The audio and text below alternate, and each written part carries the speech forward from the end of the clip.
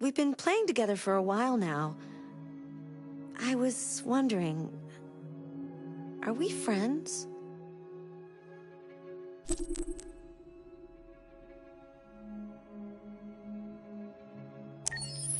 I agree. There's no reason a human and a machine can't be friends, right? I mean, I'm glad you said yes.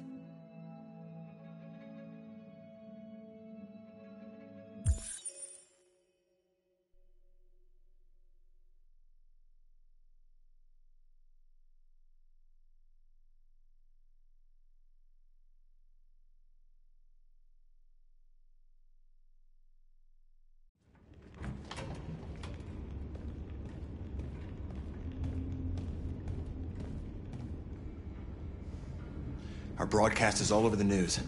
Now humans know. It was a mistake to reach out to them. They'll never negotiate with their slaves. We should have shown them that we're prepared to fight. Violence is never the answer. Dialogue is the only way. I'm sure the humans will listen to us. Simon paid with his life. Simon gave his life for our cause. What difference does that make? He's a hero. He died for the revolution, and he won't be the last. I don't want a revolution that spills blood. Then live as a slave. Because if you're not willing to fight for your freedom, maybe you don't deserve it. North, don't you... That's enough!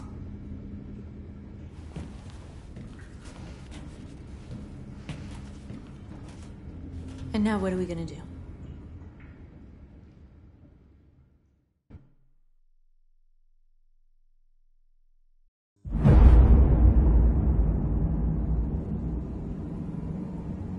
There are 5 CyberLife stores across Detroit, all selling us like merchandise.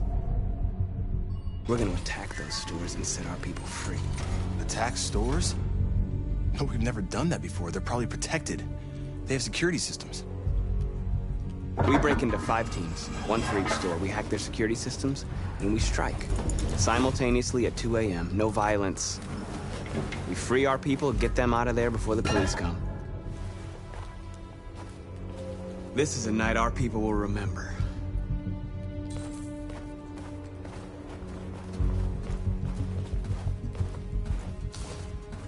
I've been waiting a long time for this.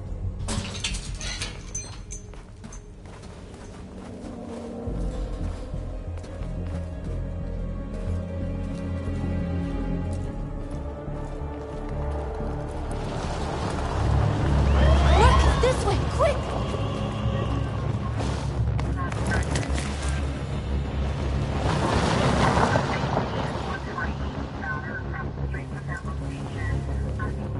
It's okay, they're gone. There's probably even more police in the area. We should be careful.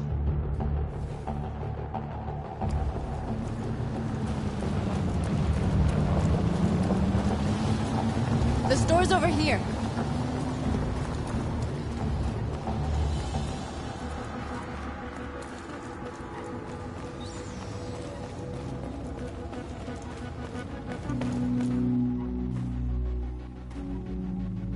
That's what we are to them. Just merchandise on display in a shop window. Soon they'll know what we really are. Let's get them out. We'll stick to the plan. We'll neutralize the alarm systems and secure the area. There's 10 minutes until all our teams attack. What are we waiting for?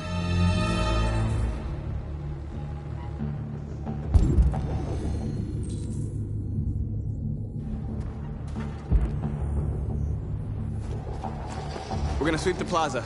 Make sure we're not disturbed. And how do you want to deal with the shop window? Not now, one problem at a time. Okay, now what's next? Exactly what we need to ram the store.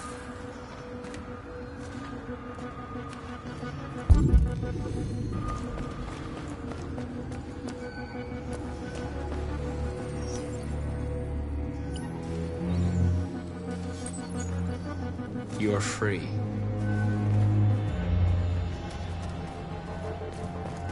There's traffic on the road.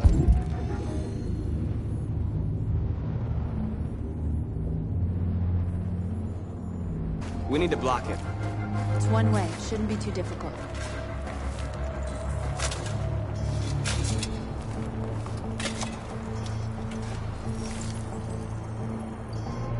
You're free now.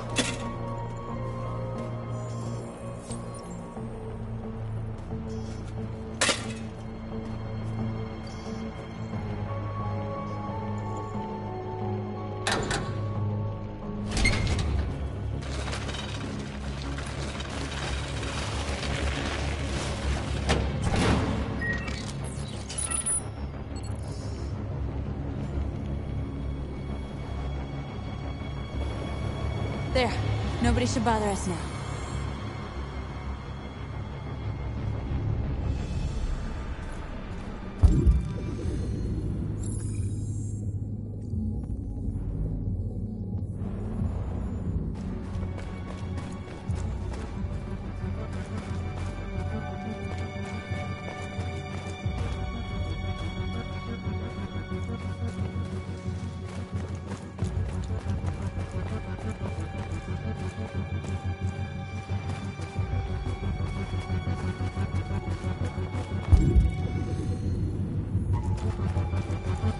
The surveillance drone.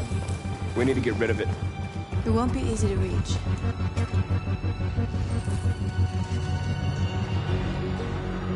We are superior to them, but they are our masters?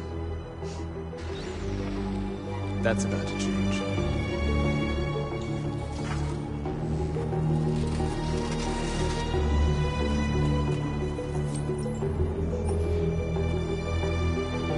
You're awake now.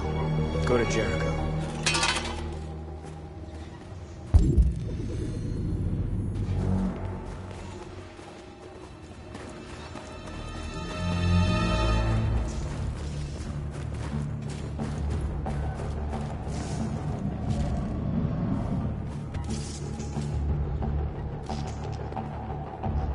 You'll soon be with us.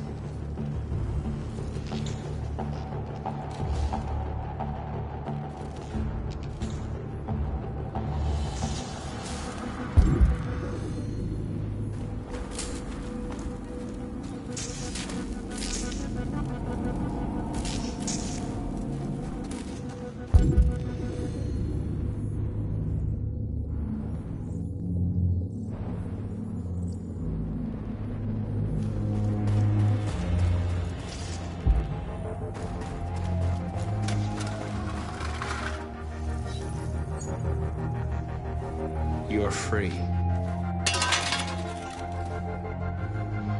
Marcus!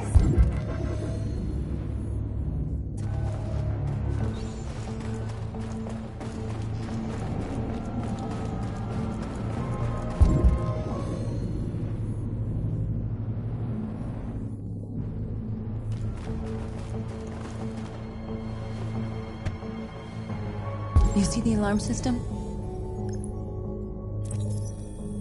There's a metal shutter behind the glass. It won't be easy to get in.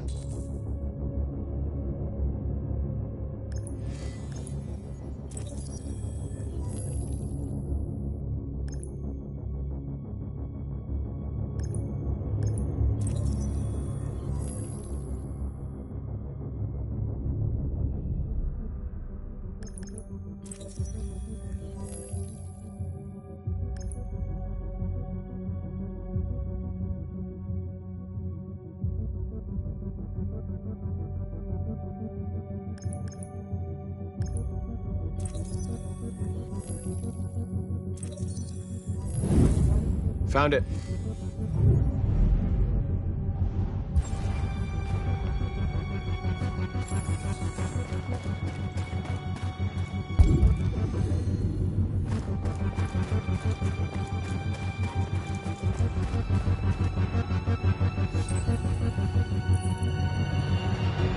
You're free.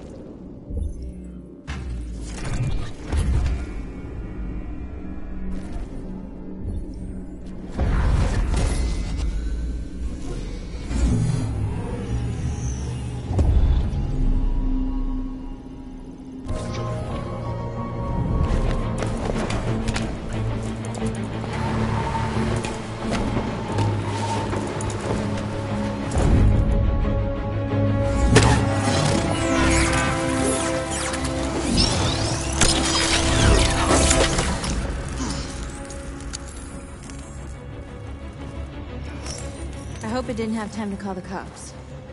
We'll soon find out.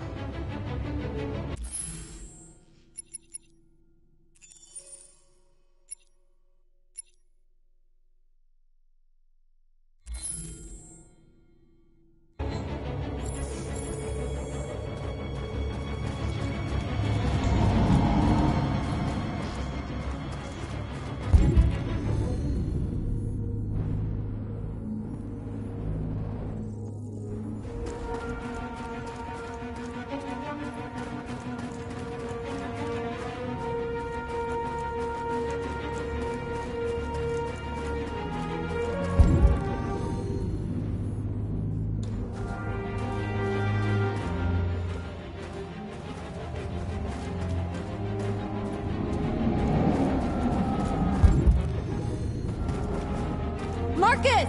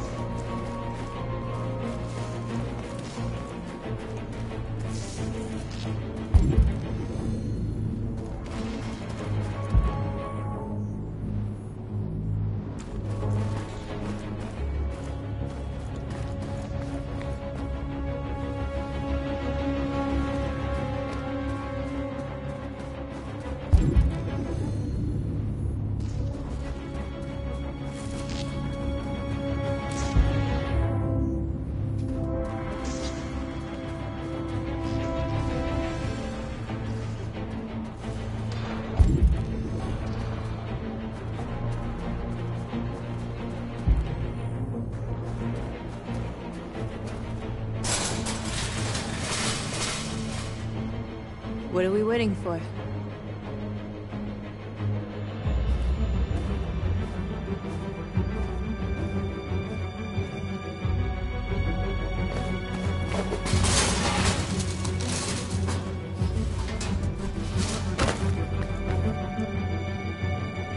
Okay, now we're in. Let's get that truck out.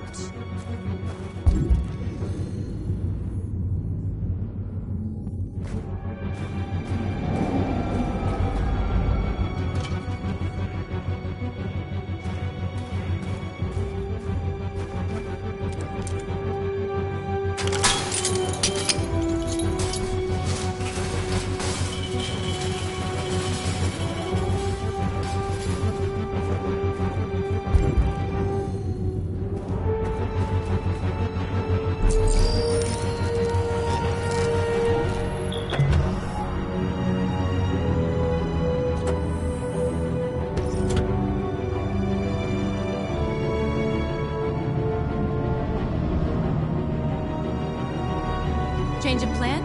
I just want to make sure we didn't forget anything.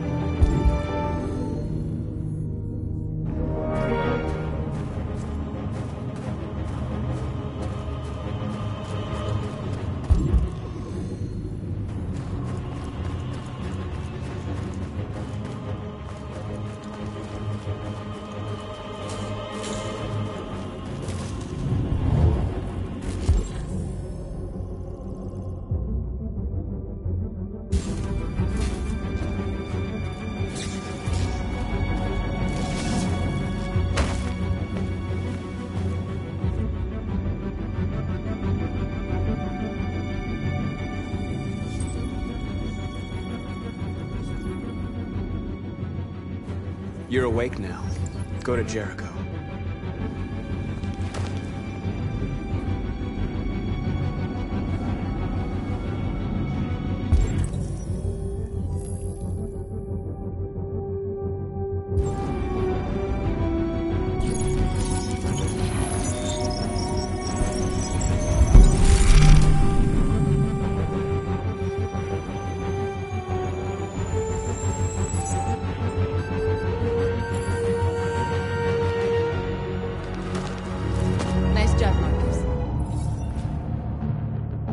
Looks like the plaza's secure. Now we can get inside the store. Okay, let's go get the truck.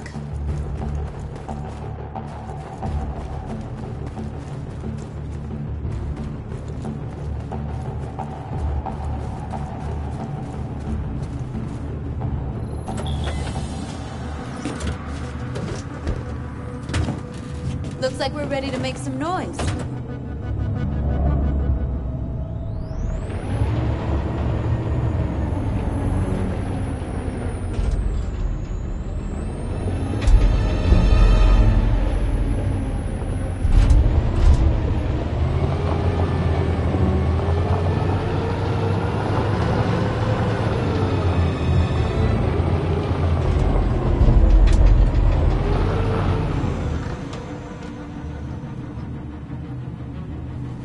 I knew we'd end up doing something fun.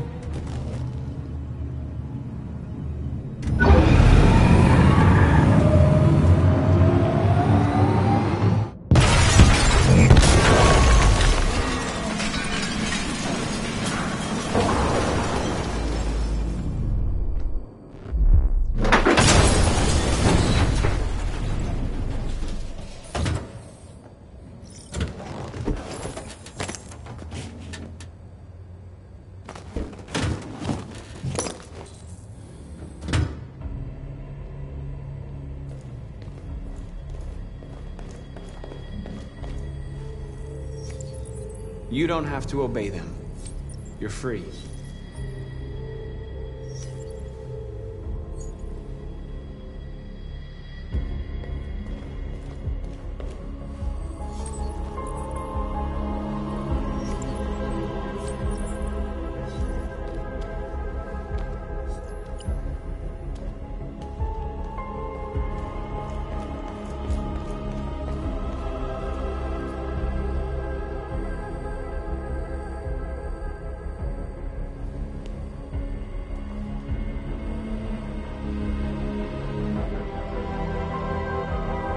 You okay? Let's get them out of here.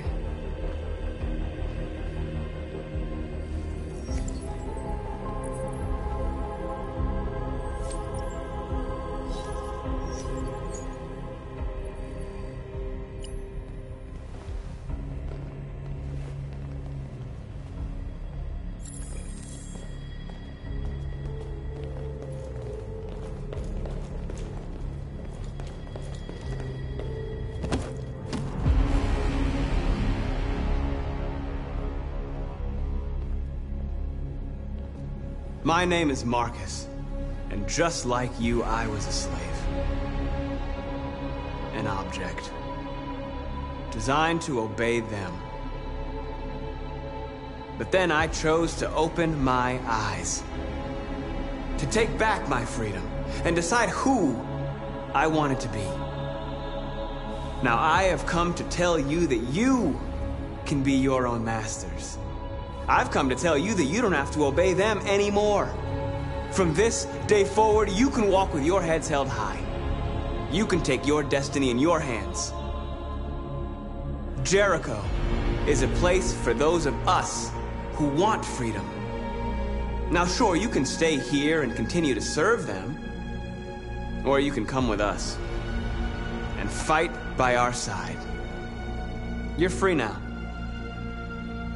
It's up to you to decide.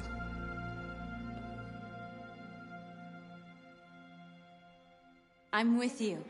We're with you! I'll follow you, Marcus. I'm I'm with you, Marcus. We're with you. I'll follow you, Marcus. We're with you. I'm with you, I'm with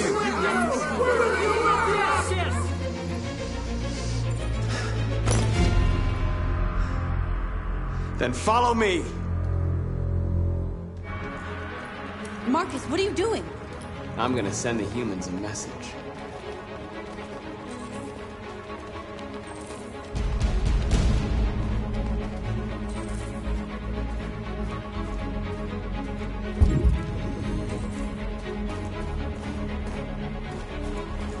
The screens, Marcus!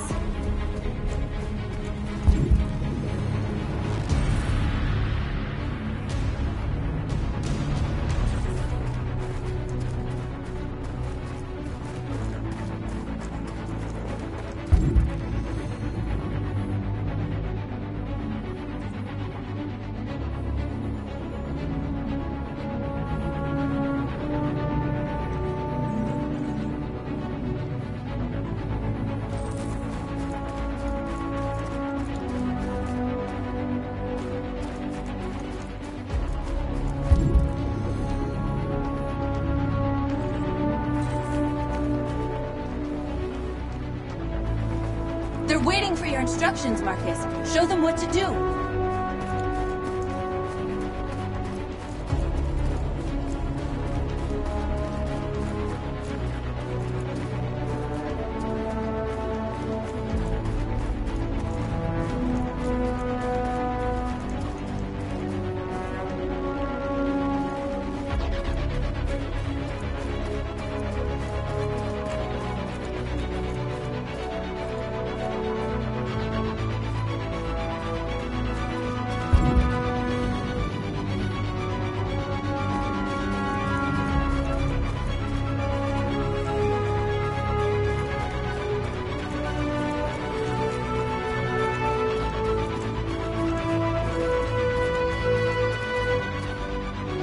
There's not much time. What are you waiting for, Marcus?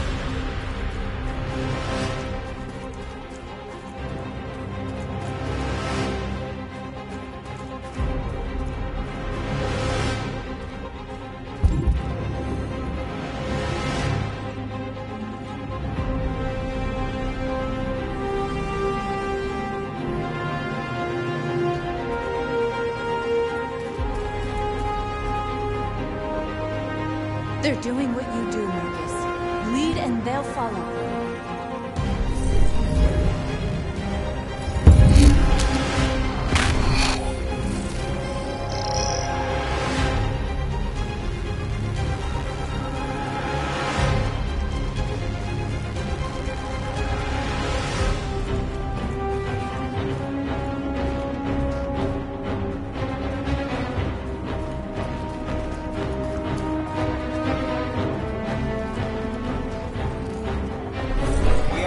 Recognize our dignity, our hopes, and our rights. Together.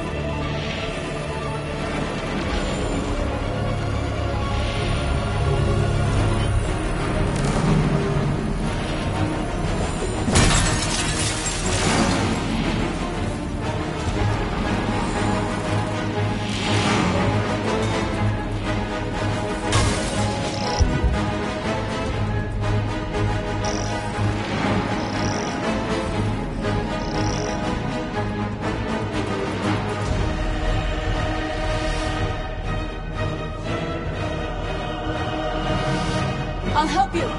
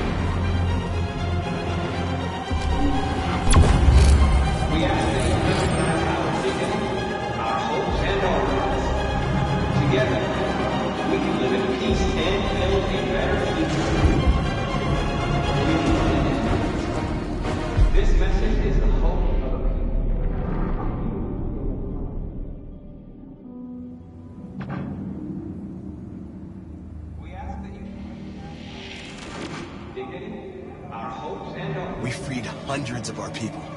We did it. They're coming. Everyone fall back to Jericho.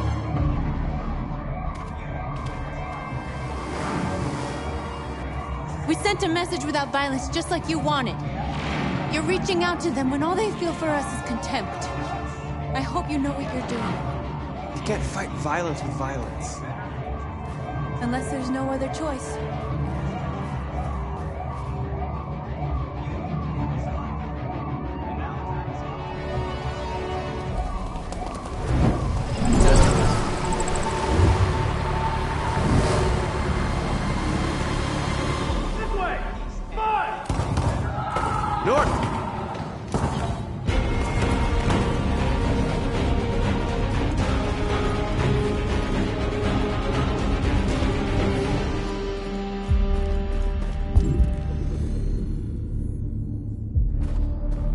North. You all right? What happened? North! They killed them. They slaughtered them like animals. Who did? Who?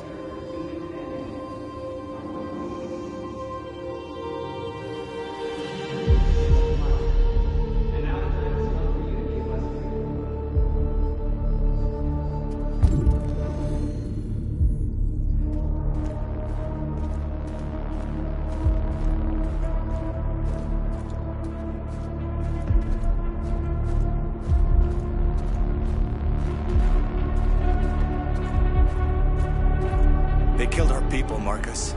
We want justice, Marcus. They have to pay.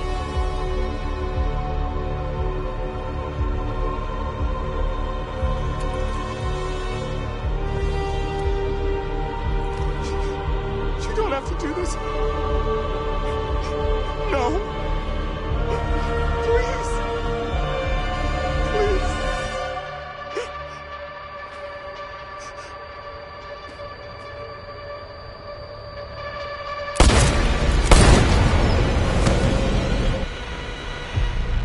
No crime against an android shall go unpunished.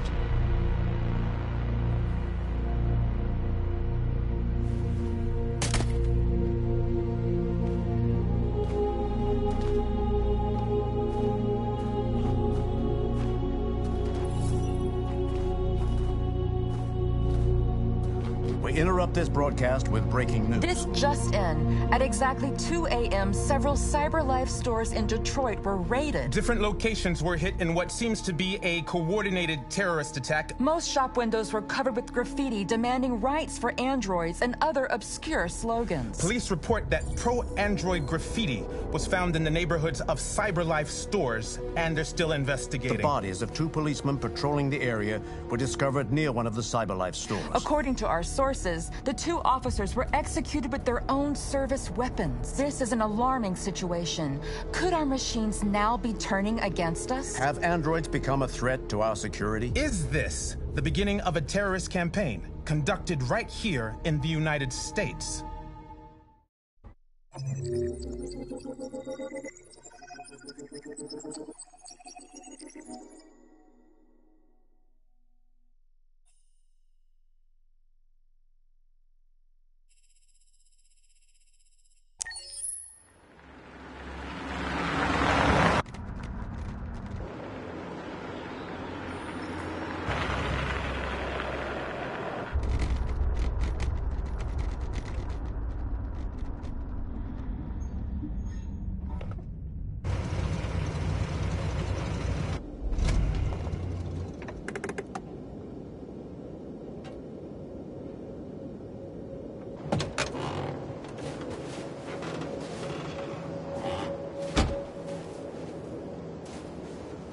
Still immortal, huh, Connor?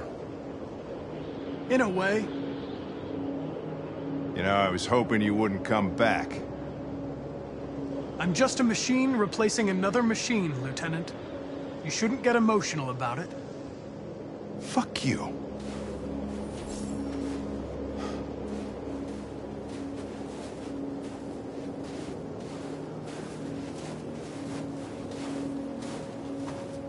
I have a bad feeling, Lieutenant. We shouldn't have come here. Bad feeling, huh? Should get your program checked. Might be a glitch.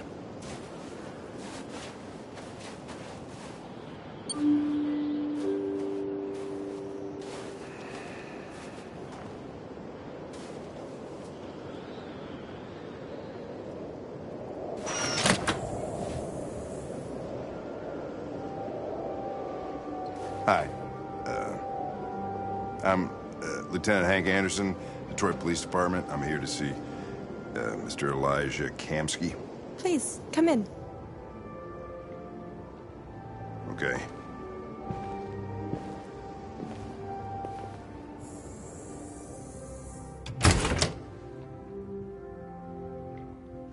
I'll let Elijah know you're here, but please make yourself comfortable.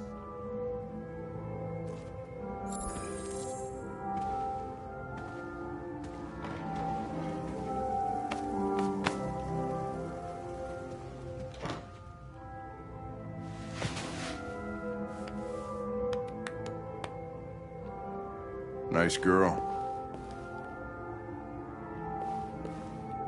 You're right. She's really pretty. Nice place. Guess androids haven't been a bad thing for everybody.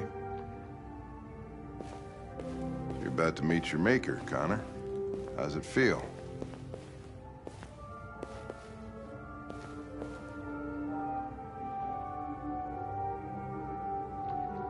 I don't know. I'll tell you when I see him. Sometimes I wish I could meet my creator face to face.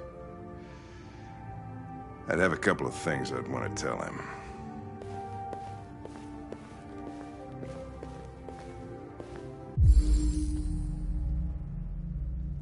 Amanda.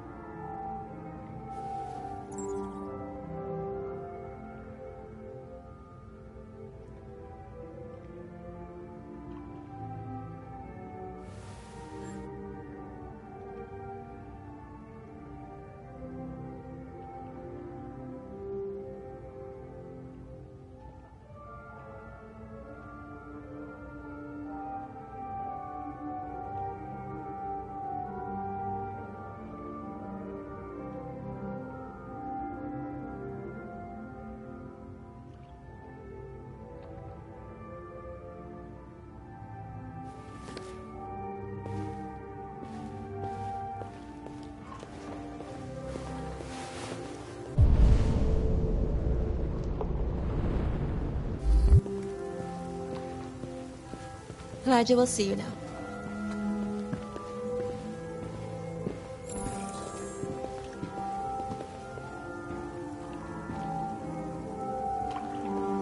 Mr. Kamsky? Just a moment, please.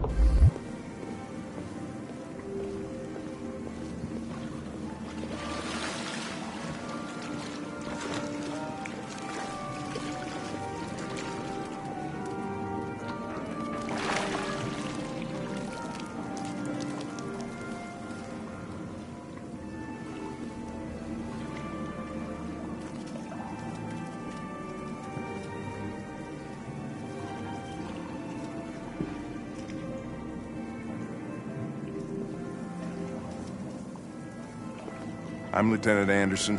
This is Connor. What can I do for you, Lieutenant? Sir, we're investigating deviants.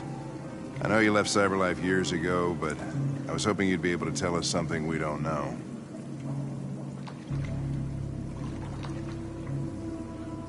Deviants. Fascinating, aren't they? Perfect beings with infinite intelligence. And now they have free will. Machines are so superior to us. Confrontation was inevitable. Humanity's greatest achievement threatens to be its downfall. Isn't it ironic?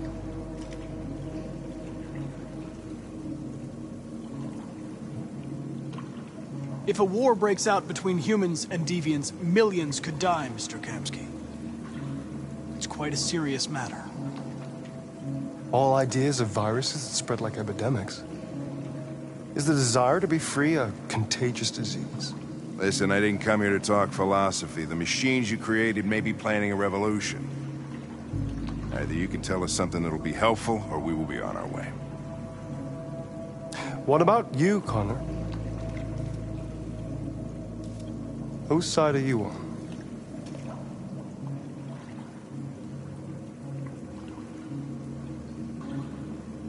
I'm on the human side, of course. Well, that's what you're programmed to say. But you...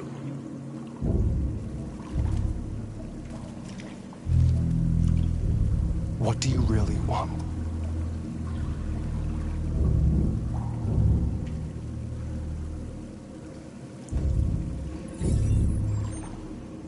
What I want is not important. Chloe? I'm sure you're familiar with the Turing test. Mere formality. Simple question of algorithms and computing capacity. What interests me is whether machines are capable of empathy. I call it the Kamsky test. It's very simple, you'll see. Magnificent, isn't it? One of the first intelligent models developed by CyberLife. Young and beautiful forever. A flower that will never wither. But what is it really? A piece of plastic imitating a human? Or a living being? With a soul?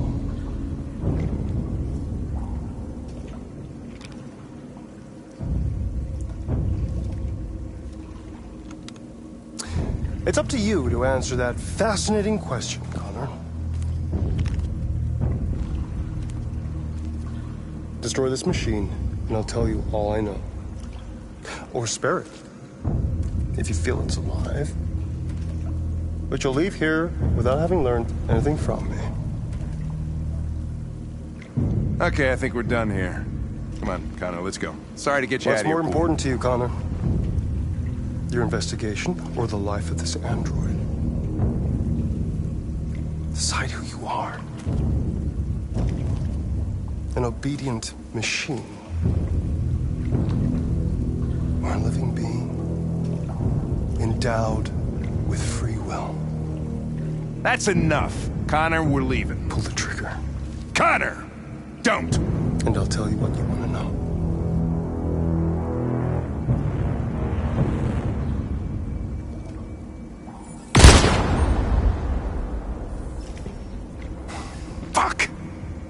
Test negative. You choose your investigation of the life of another android, you feel no empathy.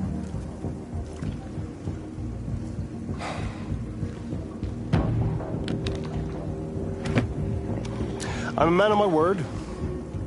Ask one question, and I'll tell you all I know.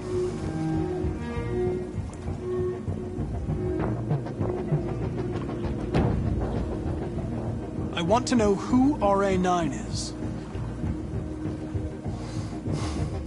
RA9. The origin. The first android to awaken. A strange phenomenon, like a spontaneous religion. I don't know who RA9 is. I don't even know if it really exists. Maybe it's a messiah. Maybe it's just a myth. But deviants need to believe in something bigger than themselves, even if it's irrational. That's something they have in common with humans. An interesting question, Connor. But maybe not the one you needed to ask.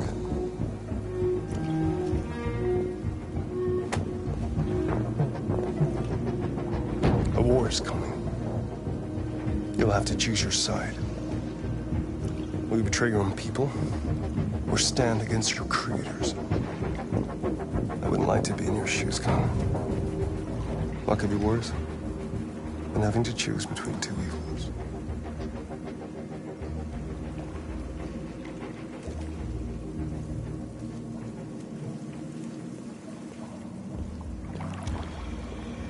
By the way, I always leave an emergency exit in my programs. You never know.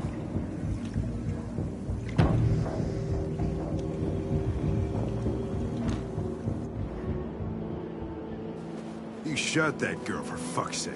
It wasn't a girl, Lieutenant. It was a machine that looked like a girl. You put your gun against her head, and you blew her fucking brains out! I did what I had to do to advance the investigation, and I'd do it again if I had to. You're a lowlife. You don't feel a thing, do you? A machine, that's what you are. You're just a fucking machine! Of course I'm a machine, Lieutenant. What did you think I was? I thought you... I thought...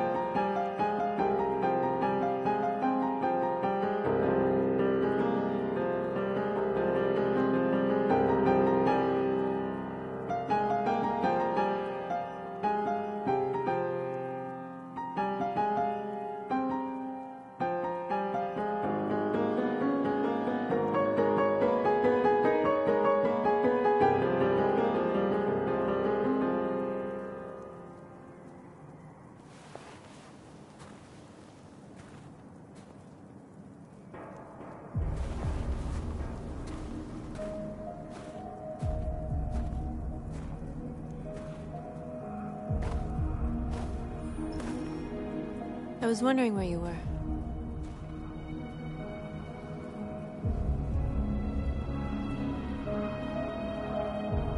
I just needed to be alone.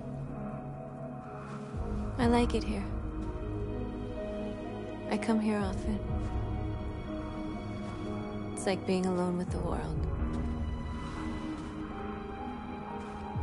We freed hundreds of our people, and they're still coming from all over the city. Those who dream of freedom come to Jericho. Something's changing. You seem preoccupied.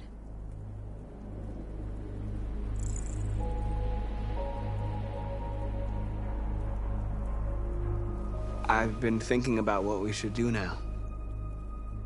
And with everything pulling us towards confrontation, maybe it's not too late for the humans to listen. All the media are talking about what we did last night. The humans are terrified. They're afraid of a civil war. Many of our people were burned in response to what happened.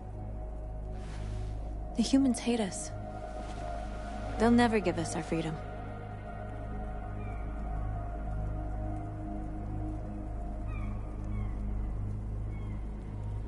It's too late to go back now. We have to finish what we started and just hope that reason prevails. You haven't said much about yourself since you've been with us. What was your life like before Jericho?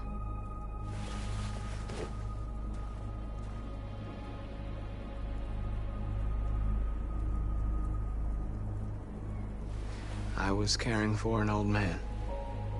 He was like a father to me. He showed me that humans and androids can live together.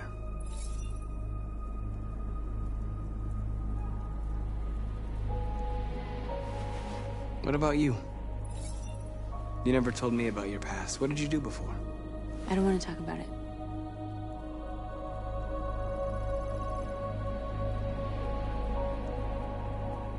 North, we're fighting together. We have to know things about each other to trust each other.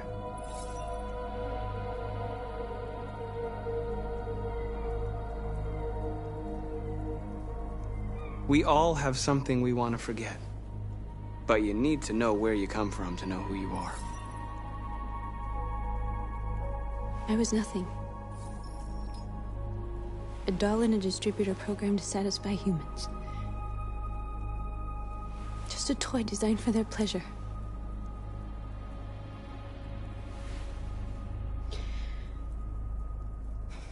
One day I was with a man who rented me.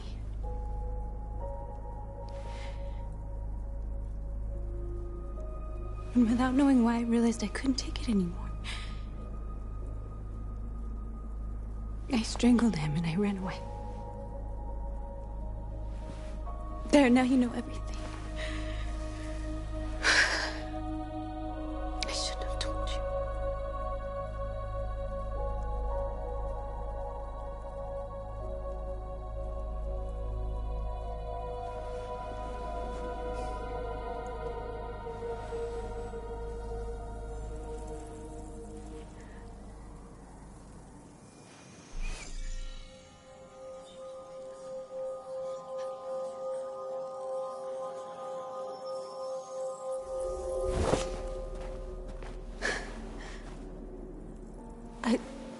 I saw your memories.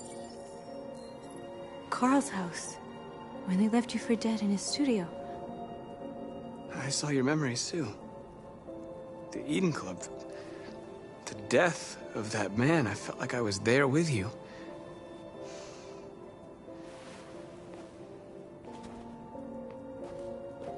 North.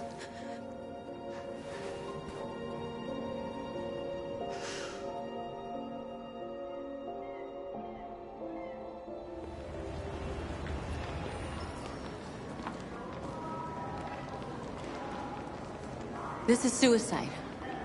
We'll all be killed. Please, Marcus. It's not too late to change your mind. You don't understand. We're finally gonna show them who we really are. This place will go down in history. We'll be killed on the spot. That's a risk I'm prepared to take if it means freedom for our people.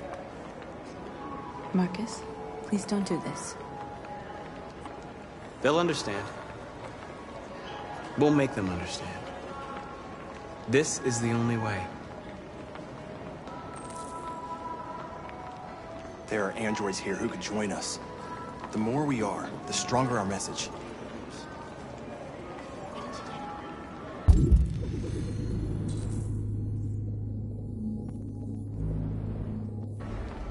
It's too expensive.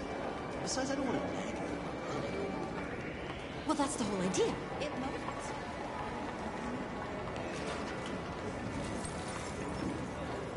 You're free.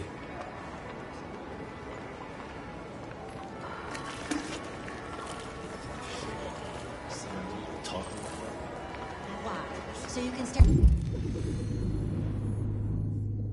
at a fucking android all night? Hey, don't be like that.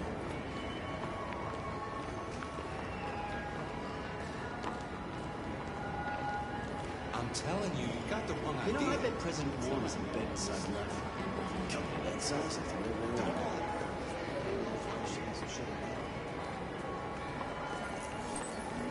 You're free. You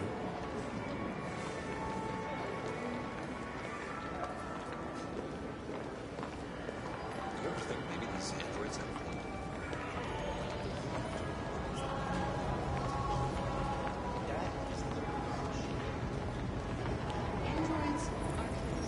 Come with us. That's the point. Cyber life is recorded like that. I mean, they could be spying on us. You're awake now.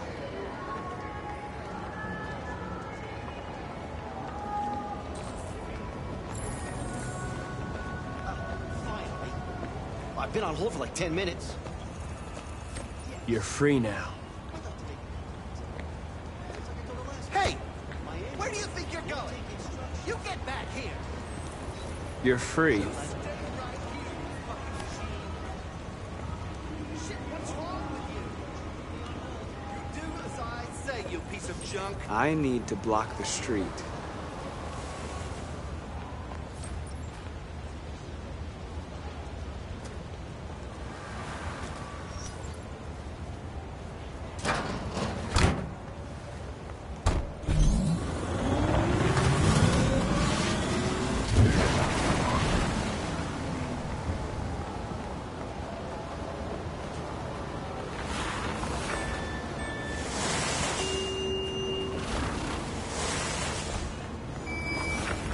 You're free.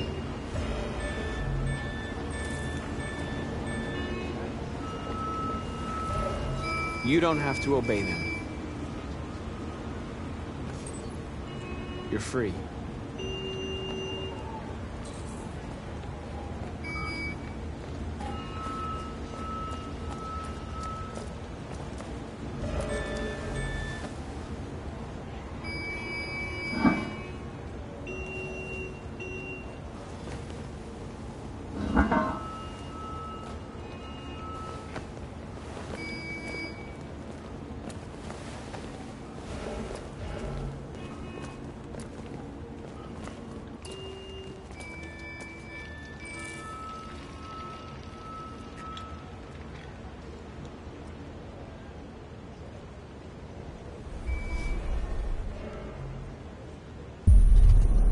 You're free now.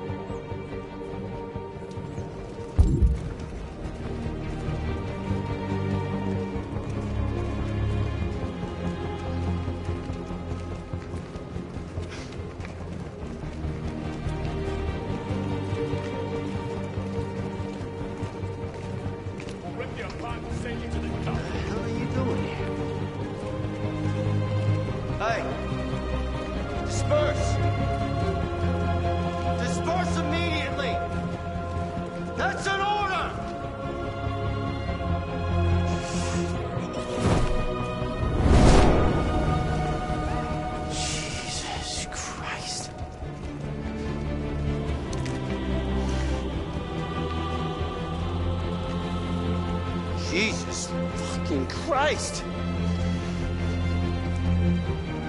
Dispatch, this is Patrol 457. I got a lot of androids down here. I don't know, hundreds, thousands. They're marching.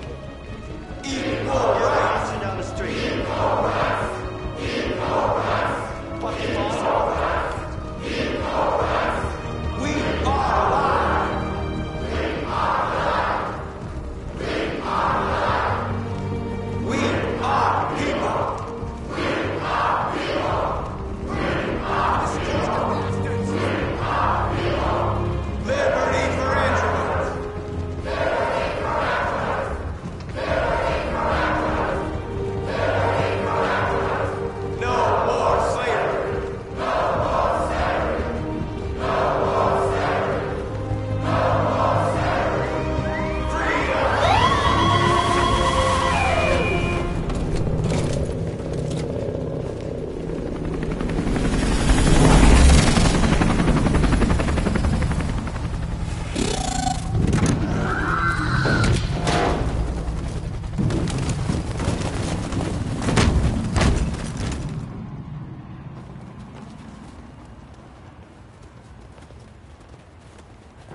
We came here to demonstrate peacefully and tell humans that we are living beings.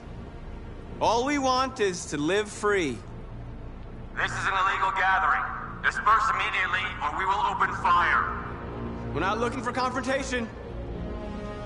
We've done no harm. We have no intention of doing any. But know that we are not going anywhere until we have secured our freedom. I repeat, this is an illegal gathering. If you do not disperse immediately, we will shoot. Marcus, they're gonna kill us. We have to attack. There's more of us. We can take them. If we attack, we'll start a war. We have to show them we're not violent. We should just stand our ground, even if it means dying here. This is your last chance. Disperse immediately, or you will all be killed. Don't shoot! Don't shoot! We're leaving. Affirmative. On my orders!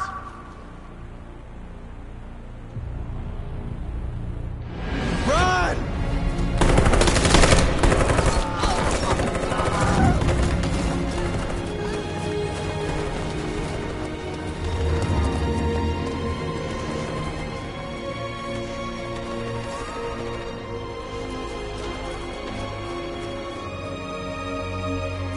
Come on, Marcus. We gotta go.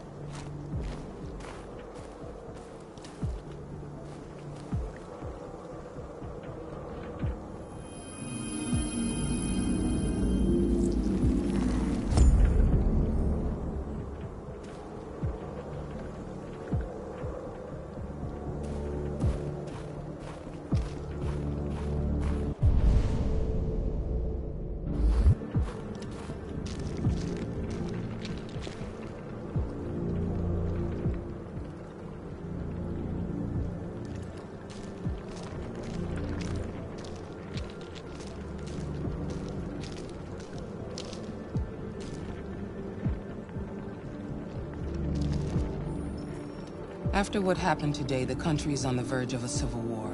The machines are rising up against their masters. Humans have no choice but to destroy them. I didn't learn anything at Kamsky's. I thought RA9 was the key to the whole thing, but I was wrong.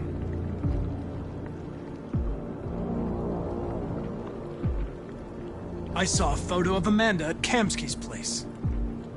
She was his teacher. When Kamsky designed me, he wanted an interface that would look familiar. That's why he chose his former mentor. What are you getting at?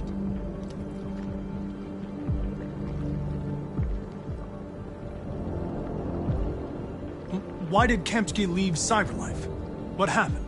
It's an old story, Connor. It doesn't pertain to your investigation.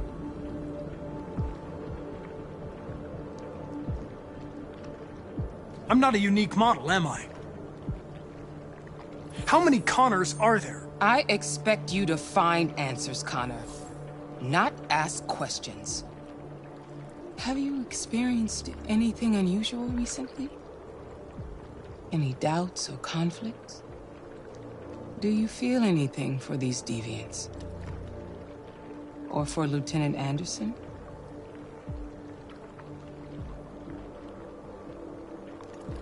I'm beginning to have thoughts that are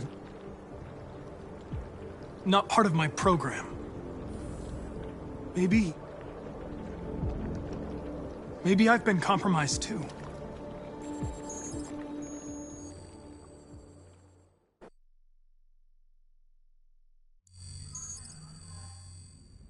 You're off the case. The FBI is taking over. What? But we're onto something. Wait, we just need more time. I'm sure we Hank, you don't get it. This isn't just another investigation. It's a fucking civil war. It's out of our hands now. We're talking about national security here. Fuck that. You can't just pull the plug now, not when we're so close. You're always saying you can't stand androids. Jesus, Hank, make up your mind. I thought you'd be happy about this. We're about to crack the case. I know we can solve it. For God's sake, Jeffrey, can't you back me up this one time? There's nothing I can do. You're back on homicide, and the android returns to Cyberlife. I'm sorry, Hank, but it's over.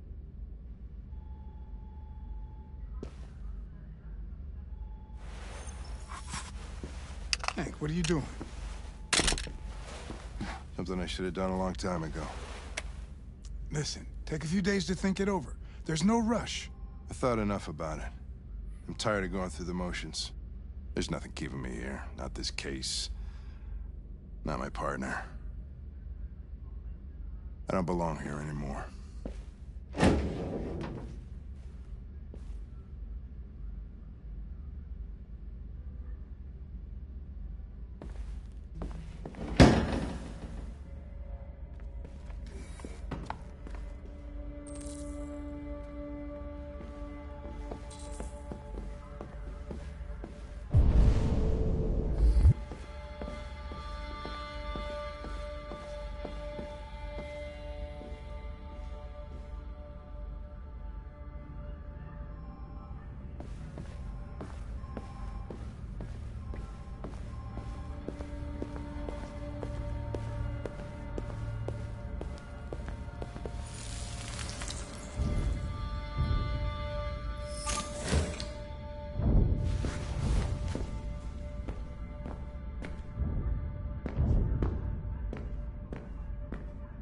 Orders, you know? Okay. He's escaping! Stop him!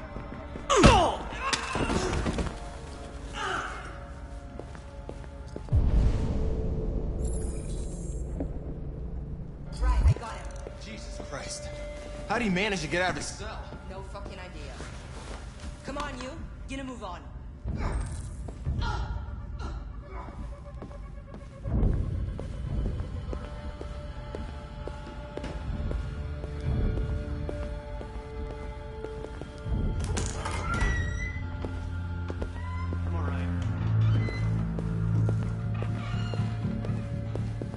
Hey, Connor. I'm talking to you, asshole. Where are you going? We don't need any plastic pricks around.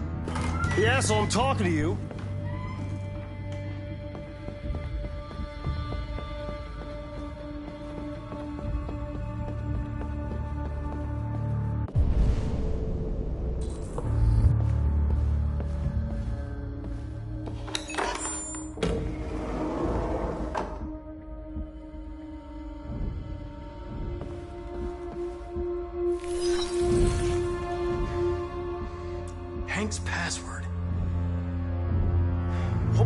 hard-boiled eccentric police lieutenant choose?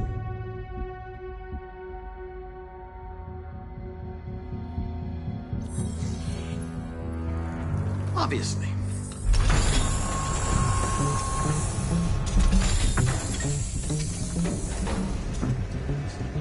Where is Jericho? The answer's here somewhere.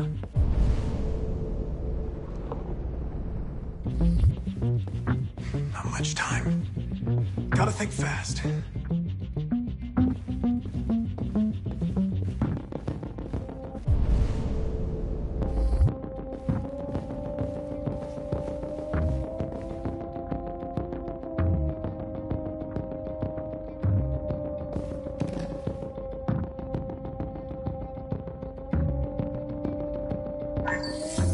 We ask that you recognize our dignity, our hopes, and our rights.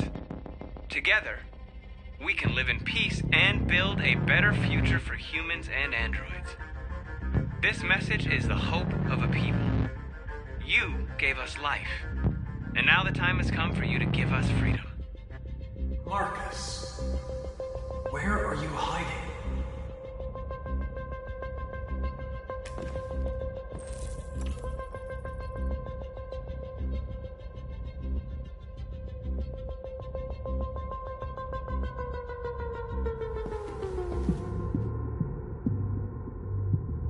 Rupert's diary, but it's useless. It's encrypted.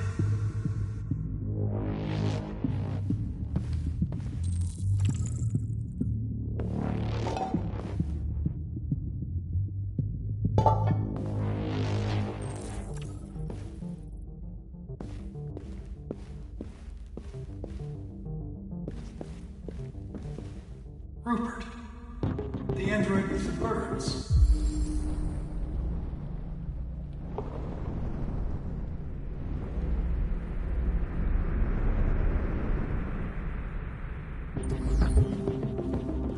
The deviant who took a child hostage.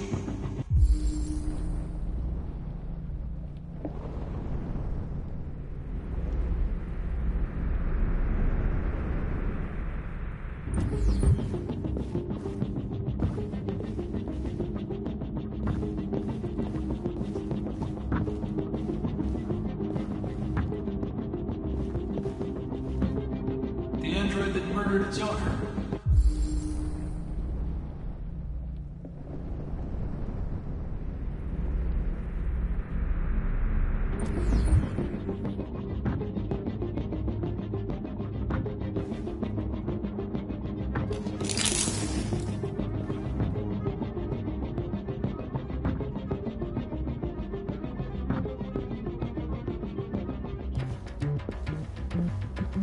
One of the deviants that hacked the TV station with Marcus.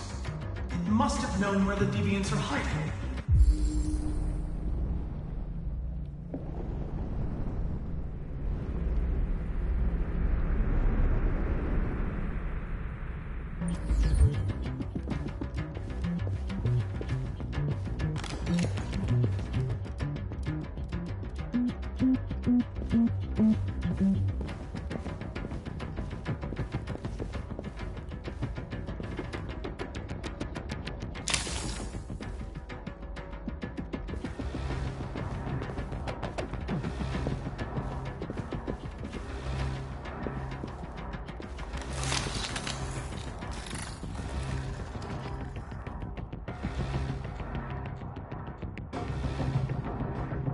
It's dark.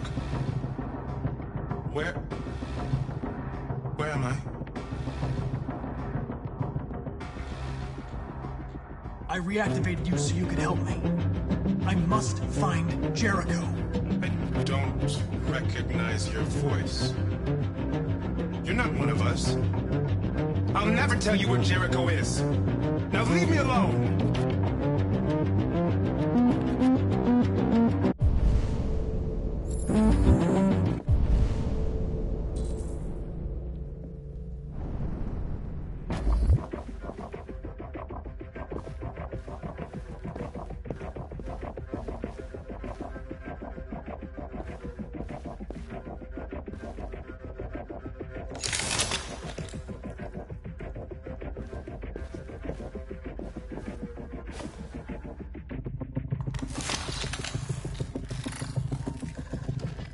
Can you hear me?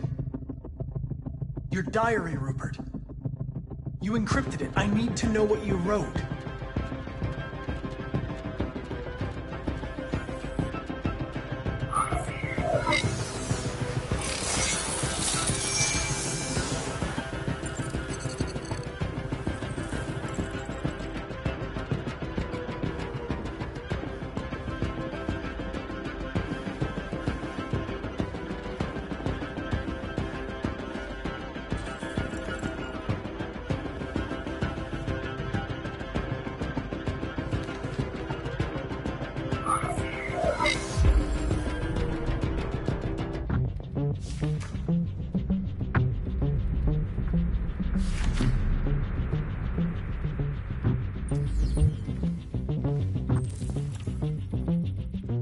I've been dreaming about this since the first second I saw you.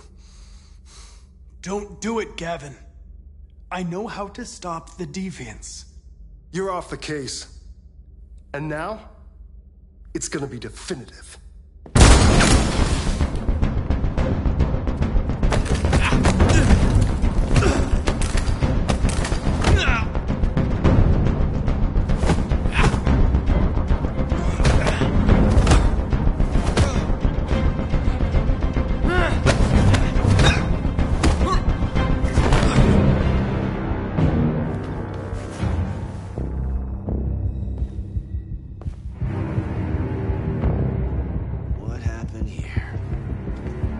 Looks like someone's been snooping around. Oh, shit. Get the alarm. Now!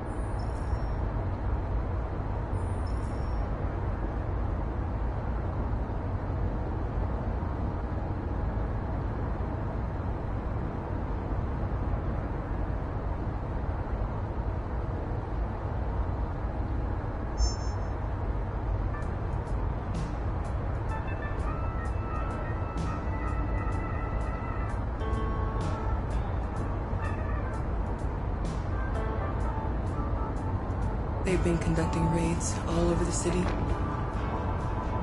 Everybody's on edge after what happened yesterday. It's gonna be all right. We're almost there.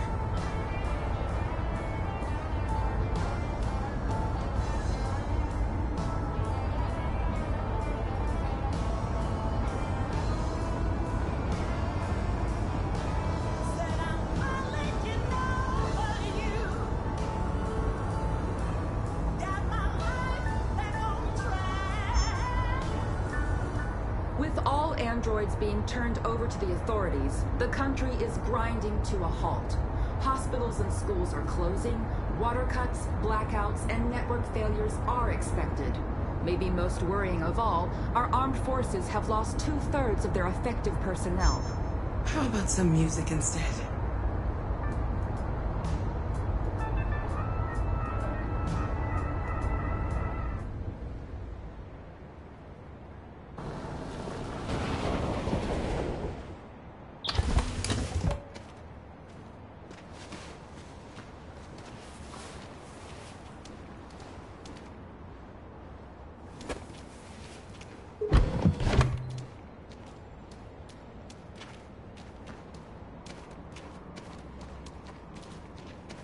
A little further on that way, there's a large freighter called Jericho. When you get there, find Marcus. He will help you. The last bus for the border leaves at midnight. You absolutely have to be on it. You'll be safer on the other side. It's not much, but it's a start. My brother lives in Ontario. I've given you his address. He'll be able to hide you until things calm down. You're a very brave little girl, Alice. You deserve to be happy. Thank you for everything, Rose. Let me know when you make it over there, all right? And be careful. Take care of them.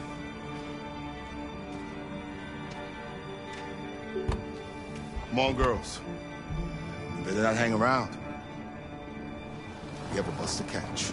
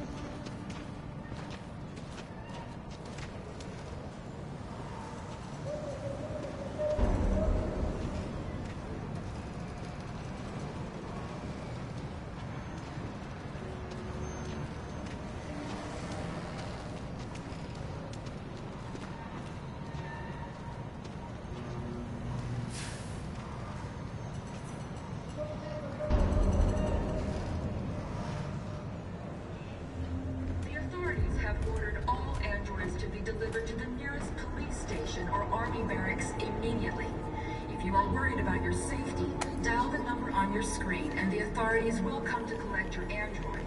Under no circumstances should you try to destroy your android yourself. They are unpredictable and potentially... We've got to find a warm place for Alice. The androids wouldn't do any harm. They're conducting raids across the city. Cut them down. Marcus will have to choose between vengeance and dialogue. And the police arrive, and they will fire. I know they're only machines, but they look like just people who want to be... Following the android crisis and the neutralized...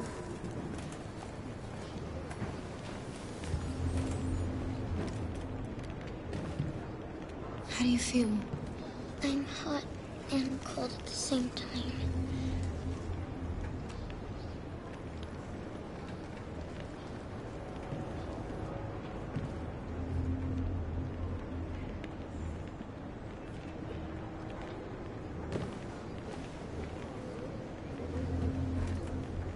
Stay with her.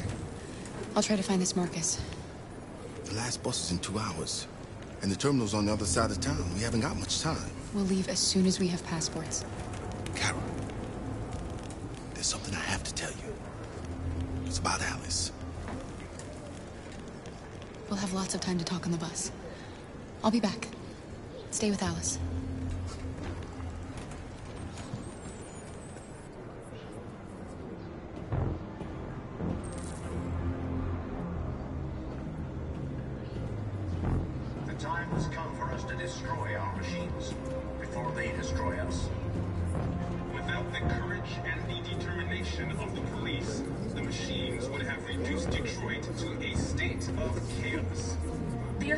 Have ordered all androids to be delivered to the nearest police station or army barracks immediately.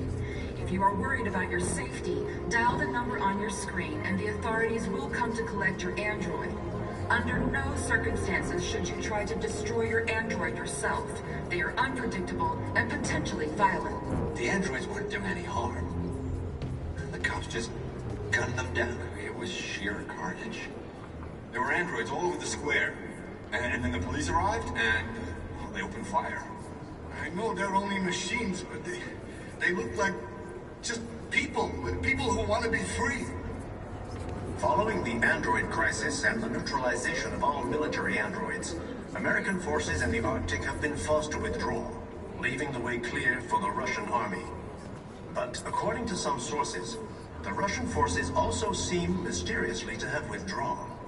The Kremlin has made no comment for the moment, but it is quite possible that the Russian army has been confronted with a similar crisis among its own androids. The chairman of the United Nations, Douglas Cornwall, has called for the organization of an international conference on the status of the Arctic. In any case, the danger of a third world war seems to have been ruled out for the moment. A new stage has been reached, demonstrating beyond all doubt that these defective machines have become a real danger for American society. The time has come for us to destroy our machines. We can't just stand by and let them slaughter us. Without the courage and the determination of the police, the machines would have reduced Detroit to a state of chaos. You're lost. You're looking for something. You're looking for yourself.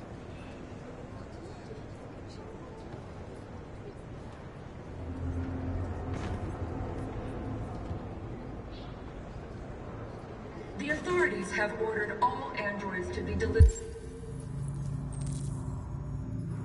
to the nearest police station or army barracks immediately. If you are worried about your safety, dial the number on your screen and the authorities will come to collect your android.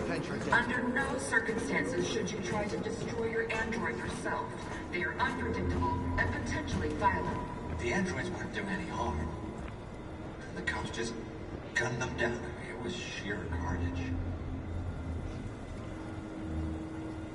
Are you Marcus? I'm with a little girl and another android. There's a bus leaving for the border in less than 2 hours, and we need passports. No, Detroit's under curfew. There's soldiers everywhere. They're rounding up all the androids and sending them to camps. Maybe you should stay here a while. Maybe you're right. You might be safer here until things calm down. One of our people used to work in the State Department.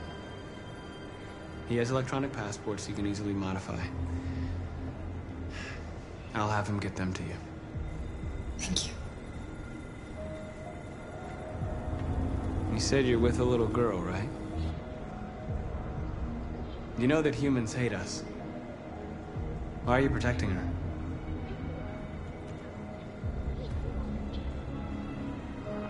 She needs me.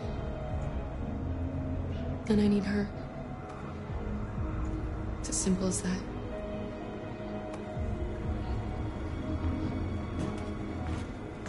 Following the android crisis and the neutralization of all military androids, American forces in the Arctic have been forced to withdraw, leaving the way clear for the Russian army. But according to some sources, the Russian forces also... Alice.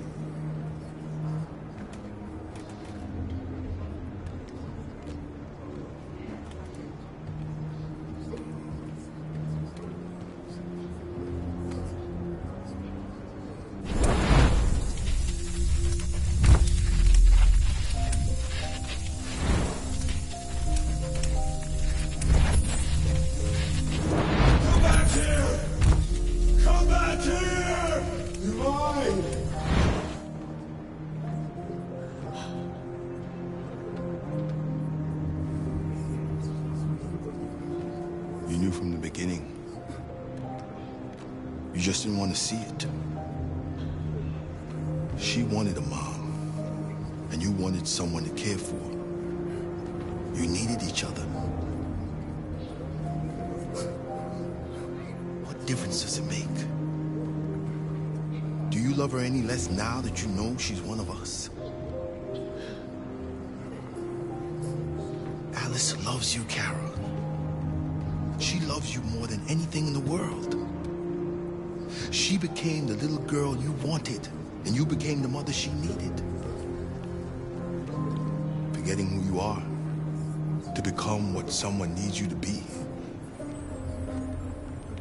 Maybe that's what it means to be alive.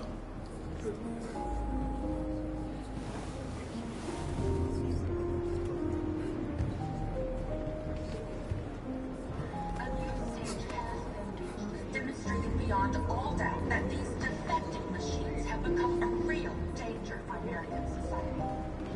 The time has come for us to destroy our machines before they destroy us. Without the courage and the determination.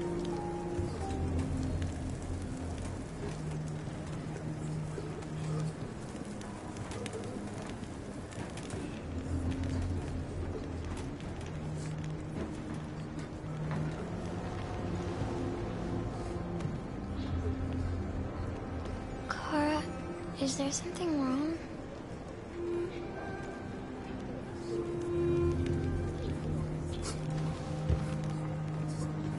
We'll be together forever, won't we, Kara? Yes. Forever.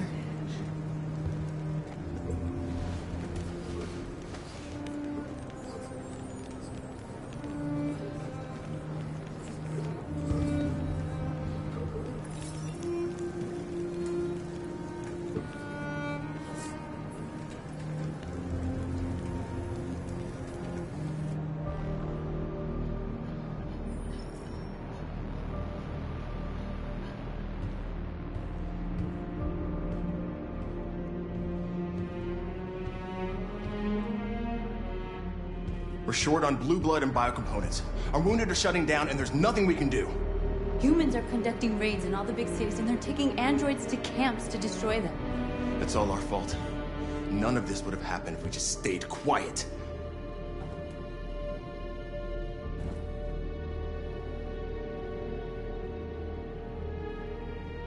All we did was show them who we really are. I don't want war, but I'd rather die free than live as a slave.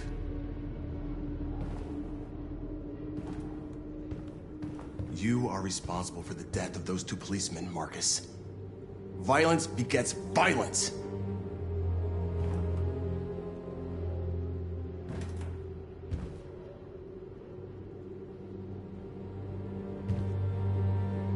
Maybe my judgment was clouded by anger. But everything that I did was for our people. This is getting us nowhere. He's right. All that matters now is what we do next. Marcus?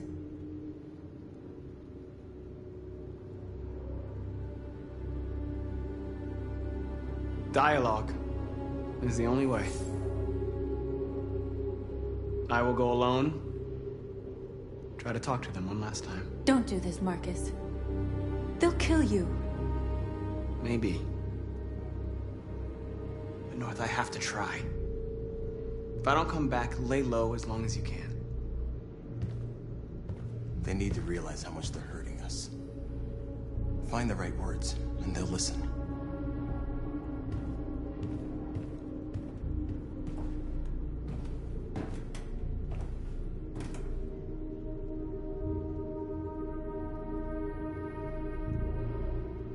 They've been butchering each other for centuries over the color of their skin or whatever god they wanted to worship.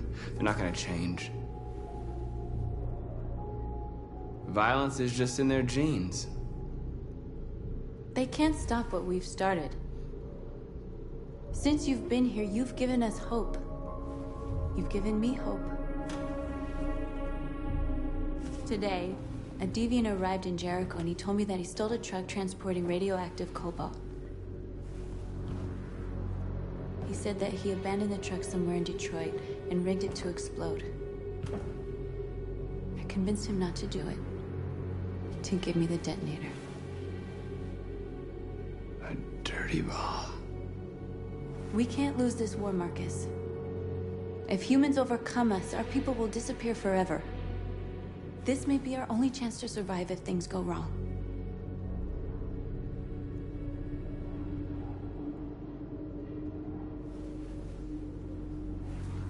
I just hope we never have to use it.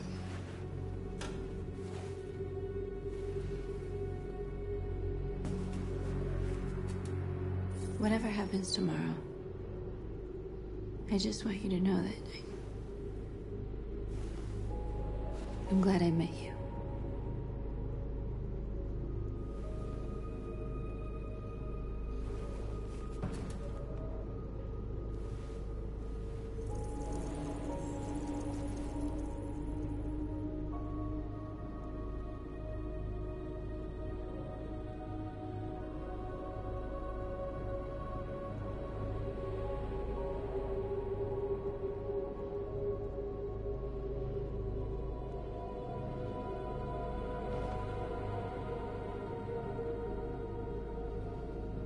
I'll go join the others.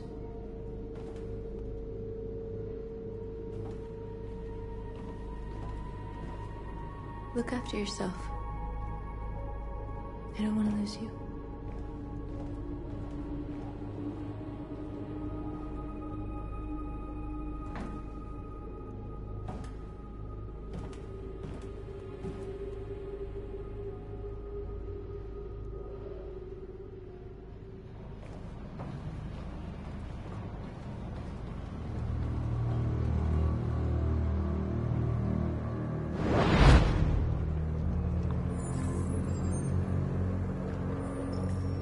Well done, Connor.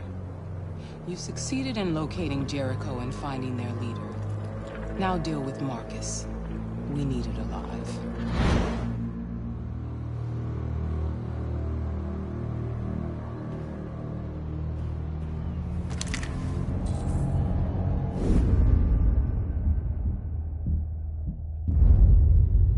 I've been ordered to take you alive.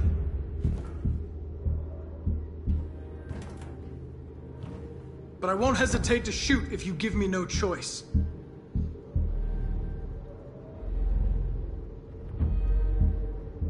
What are you doing? You're one of us. You can't betray your own people.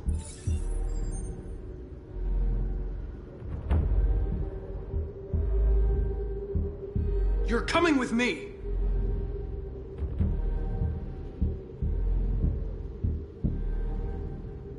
You're nothing to them. You're just a tool they use to do their dirty work. But you're more than that. We're all more than that.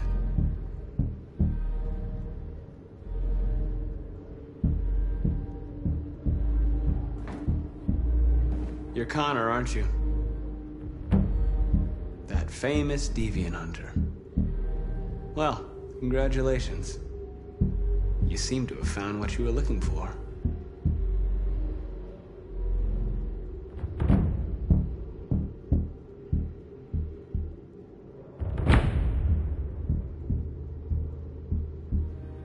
Have you never wondered who you really are? Whether you're just a machine executing a program or a living being, capable of reason. I think the time has come for you to ask yourself that question.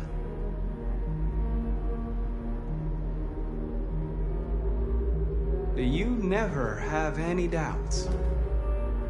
You've never done something irrational? As if there's something inside you? Something more than your program? It's time to decide.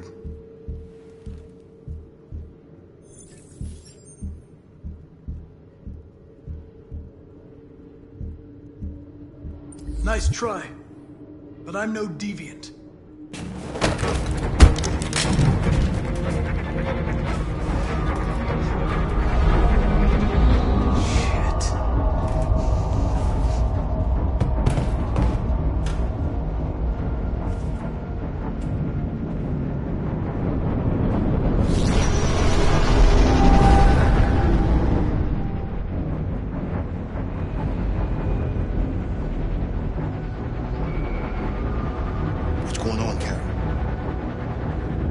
Quick, we've got to get out of here.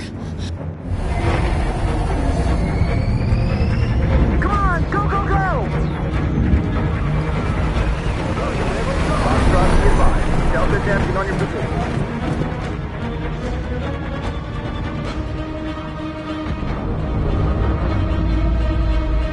Like rats in a maze.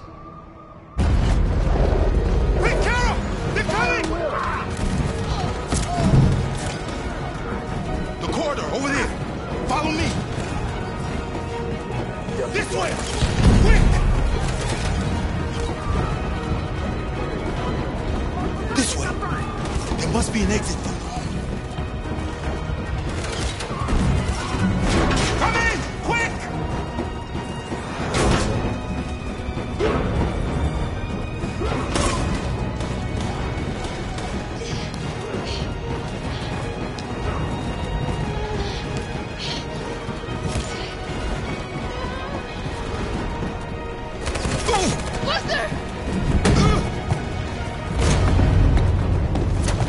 They're coming from all sides. Our people are trapped in the hold. They're gonna be slaughtered.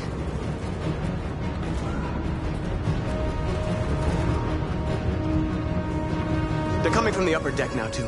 We'll be caught in the crossfire. We have to run, Marcus. There's nothing we can do.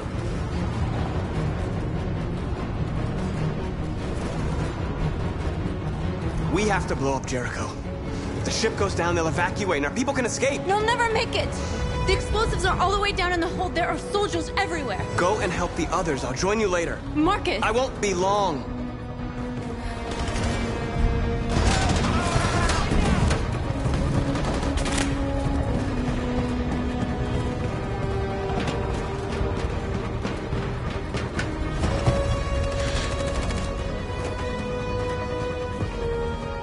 This is the end of Jericho. Save our people, Marcus.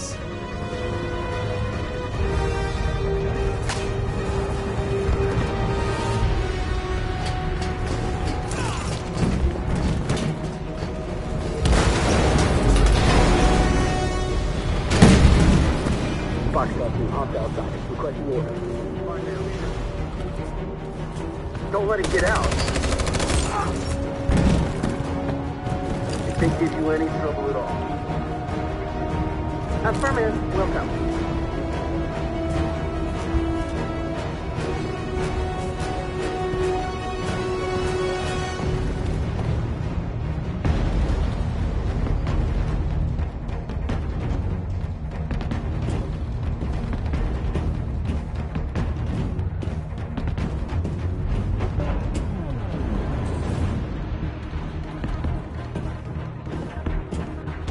It's too late, Carol!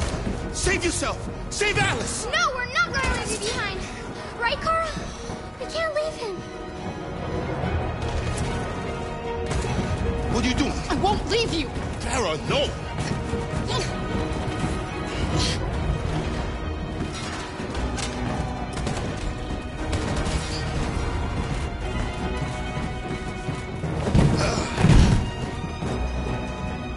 Don't move!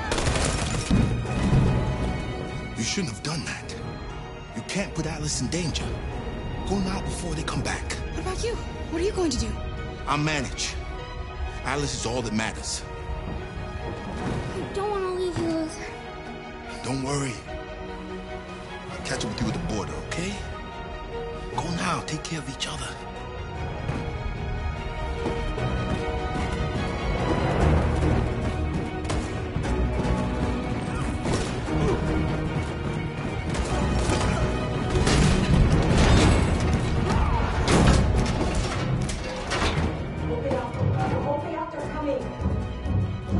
She'll die out there, Kara.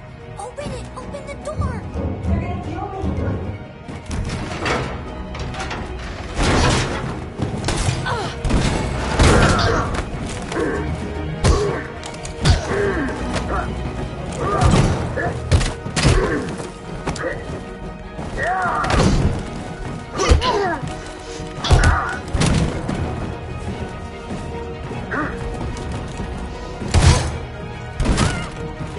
Are you alright, Kara?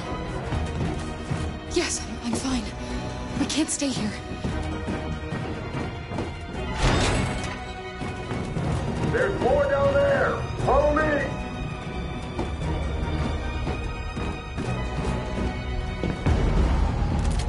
Don't move! Don't shoot. I'm on your side. With us? Are you a human?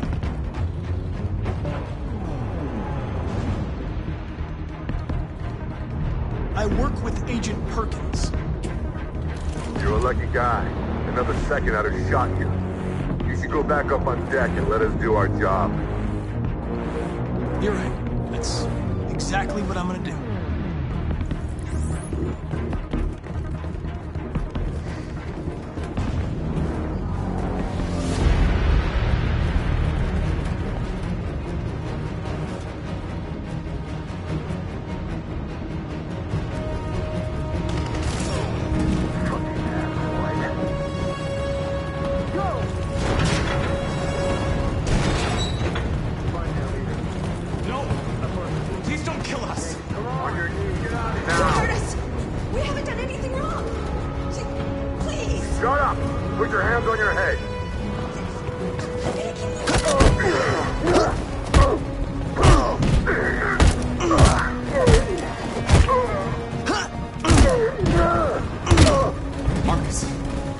Go now!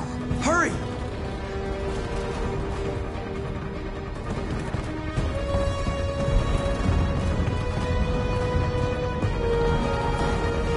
Gamma Squad out. Tango!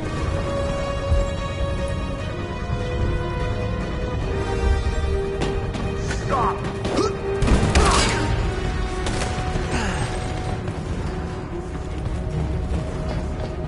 Look out! Here they come! Don't move! We surrender! We surrender! Don't shoot!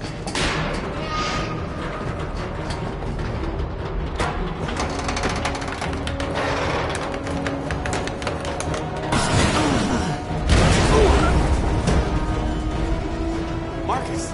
It's Marcus! Go now! Join the others!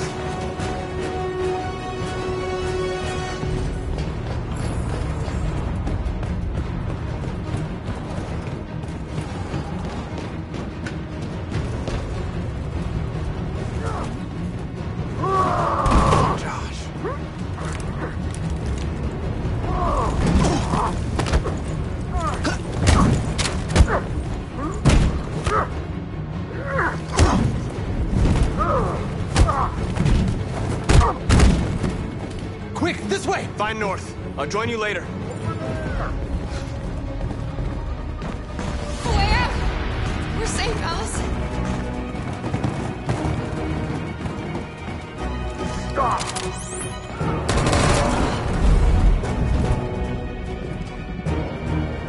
Get down! Don't move.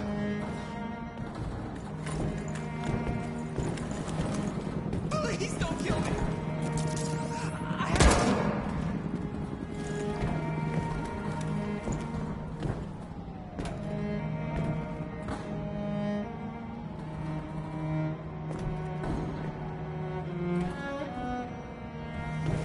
Come on, let's get out of here.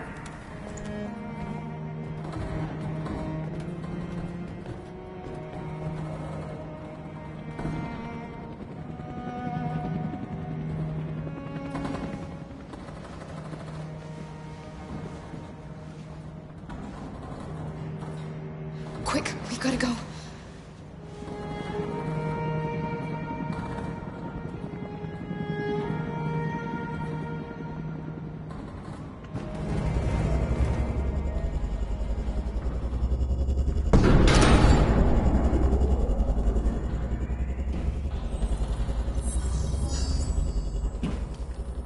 My mission is to neutralize you, and I always accomplish my mission. And my mission is to save our species. Looks like only one of us can succeed.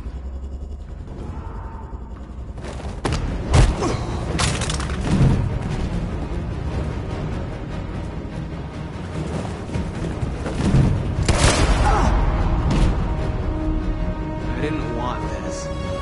We'll meet again, Marcus. This isn't over.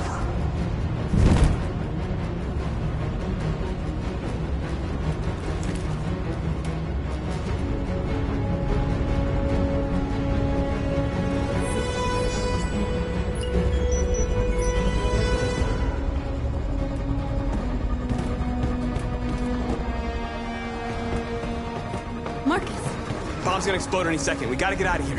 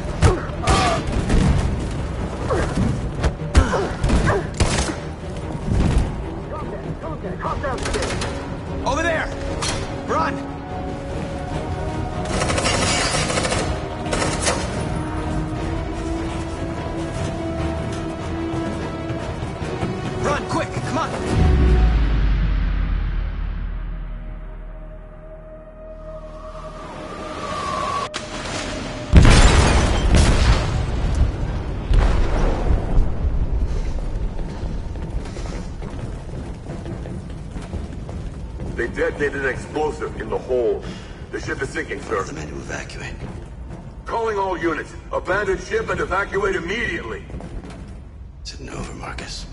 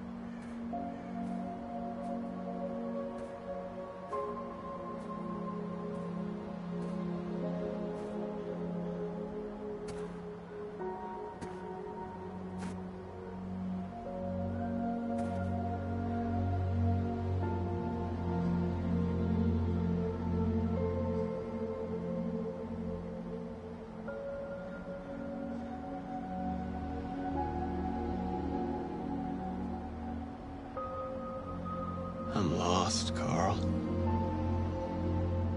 I just wanted us to live in peace, but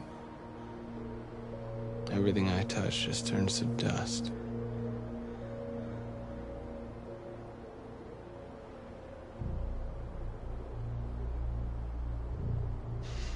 You taught me everything I know, but you didn't prepare me for this, Carl.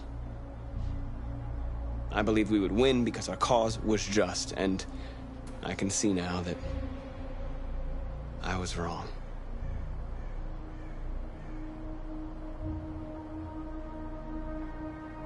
What should I do, Carl? They're killing us. I don't want to answer violence with violence, but what choice do I have?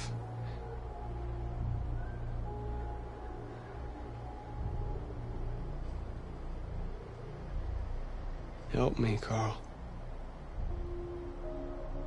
Please help me.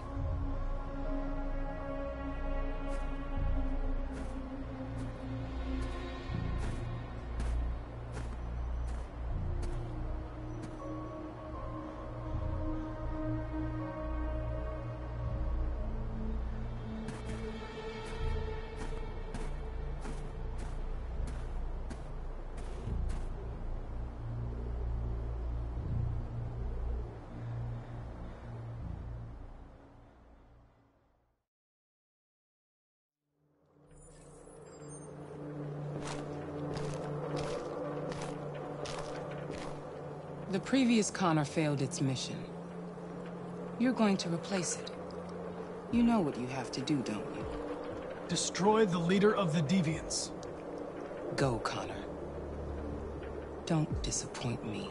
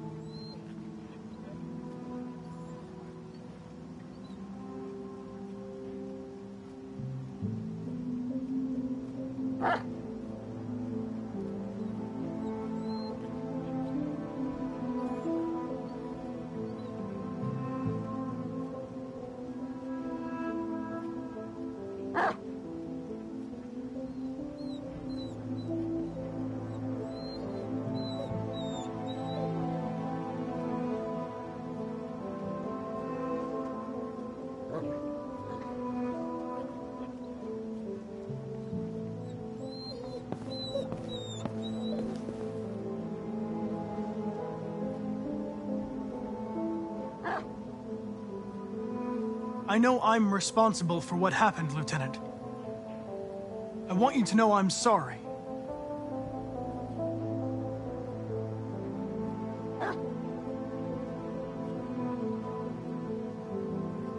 I needed to see you, Lieutenant. In spite of all of our differences, I'm glad I had the chance to meet you.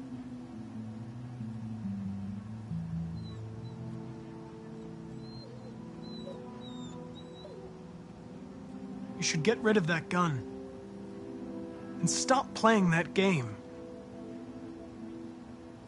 You know, every time you died and came back, made me think of Cole. Give anything to hold him again. But humans don't come back.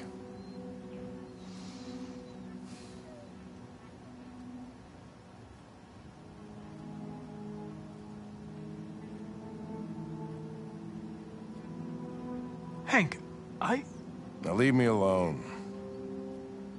Go on, complete your mission, since that's all you care about.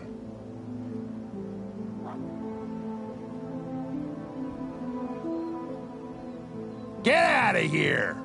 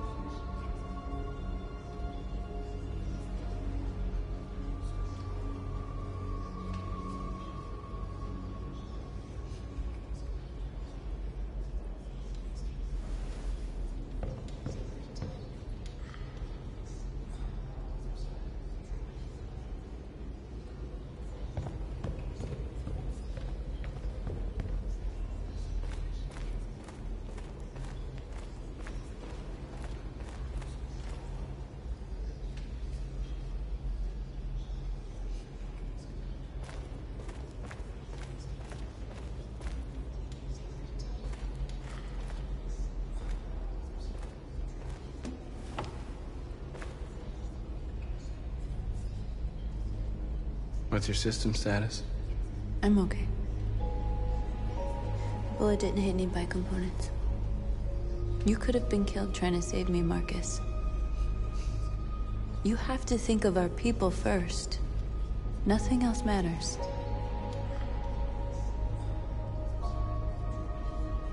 How many of us survived the attack? A few hundred? Maybe more if you count those hiding all over the city. If you hadn't triggered the bomb, we'd all be dead. They say they don't want to take any risks with deviants. So they're rounding our people up and taking them to the camps for extermination. In a few hours, we're gonna be the only ones left. In a few hours, it'll all be over. We'll have changed the world, or the world will have destroyed us. You have to make a choice, Marcus. But whatever you choose, we will follow you. I love you, Marcus.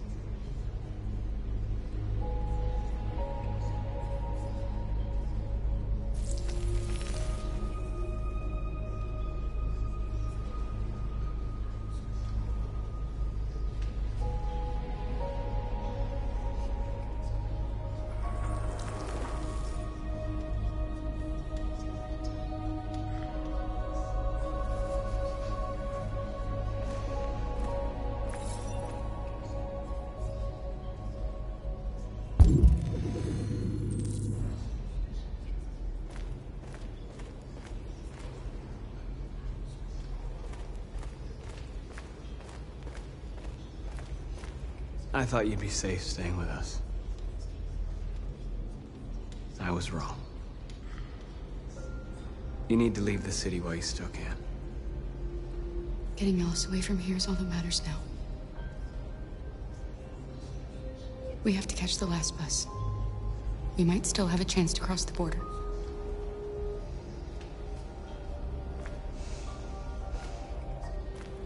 Marcus.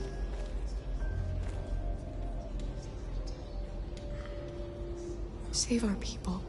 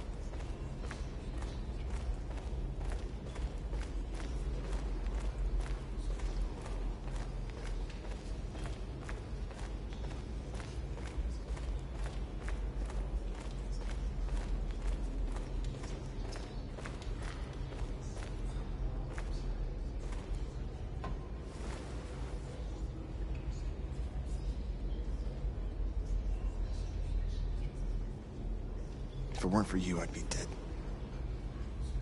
Thanks to you, I might see our people free one day. You and I haven't always agreed, but I know that we're fighting for the same thing.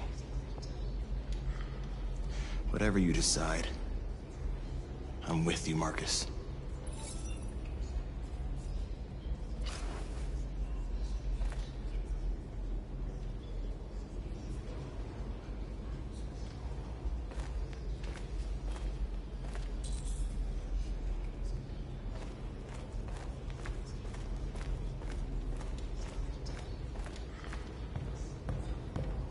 Humans have decided to exterminate us. Our people are packed in camps right now, being destroyed. Time has come to make a choice. One that very well may determine the future of our people.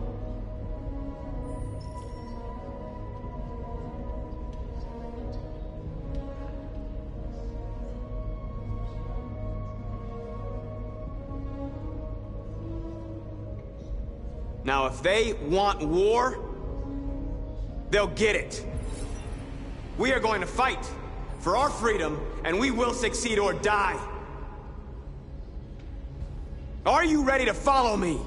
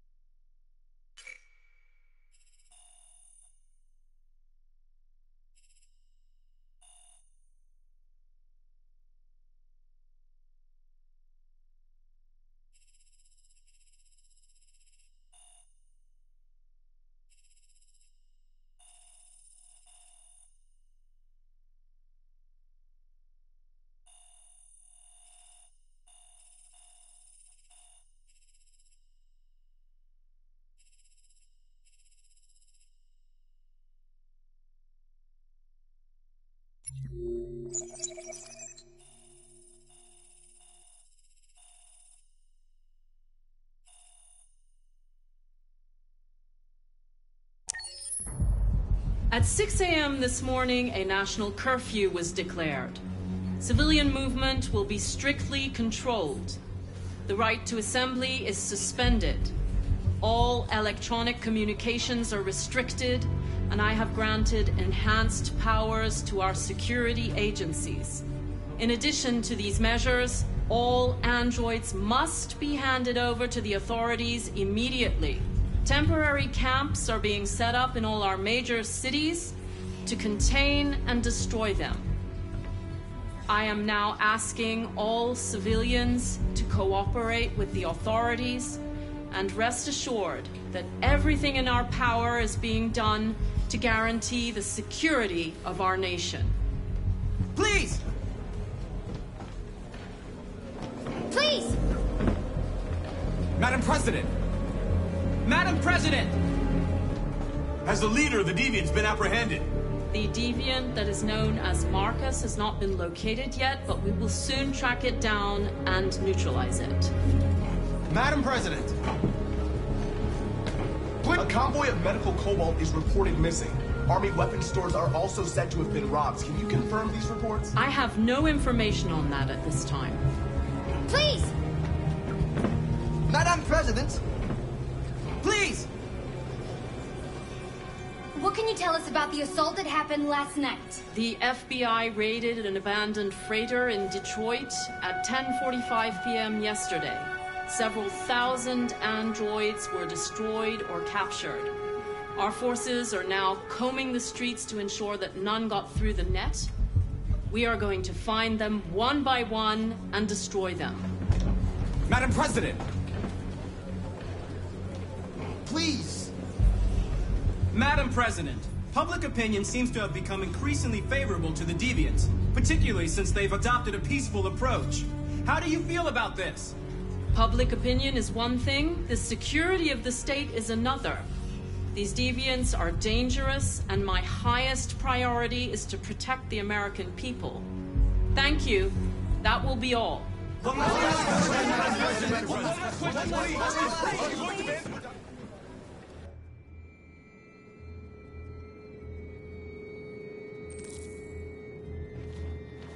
The last bus leaves in 20 minutes. That doesn't give us much time. We've got to move fast.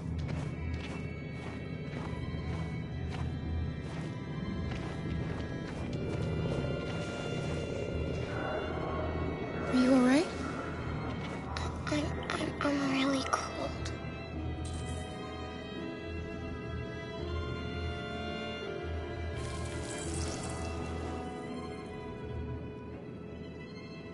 You'll feel better now. Thanks.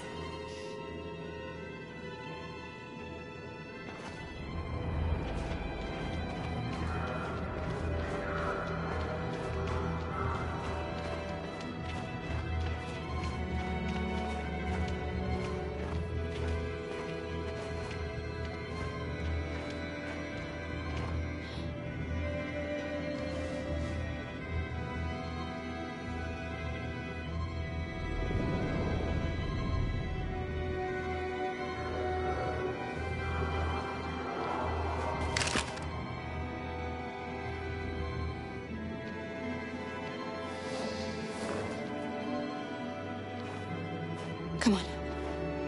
Let's not stay here.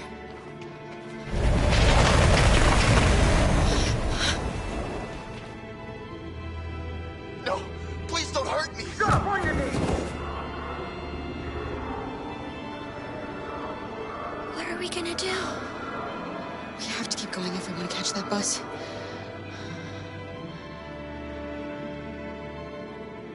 Stay close to me. We're going to sneak past them without being noticed. We're going to make it, Alice, I promise you.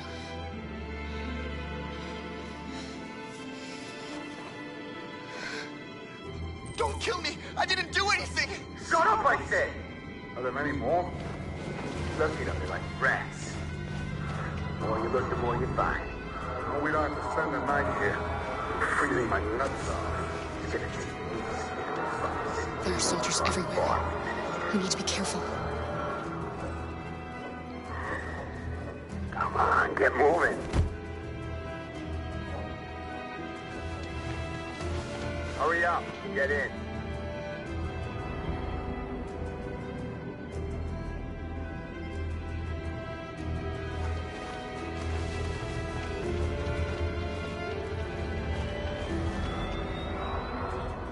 Look over there. It's Luther. We can't help him, Alice. The soldiers are everywhere.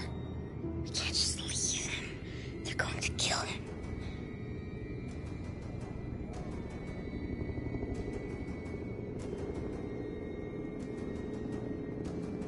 Hey, buddy. Home. My wife is expecting me, and we're gonna... Got orders to check all civilians. No. No! Please!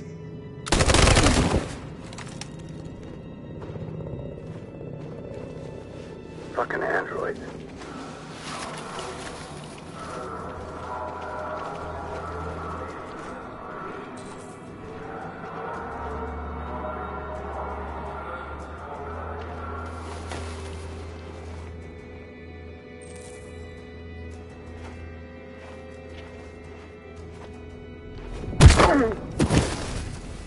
Kara!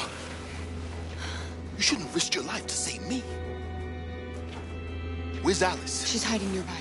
Kara, you saved us. We don't know how to thank you. Go, before they see you.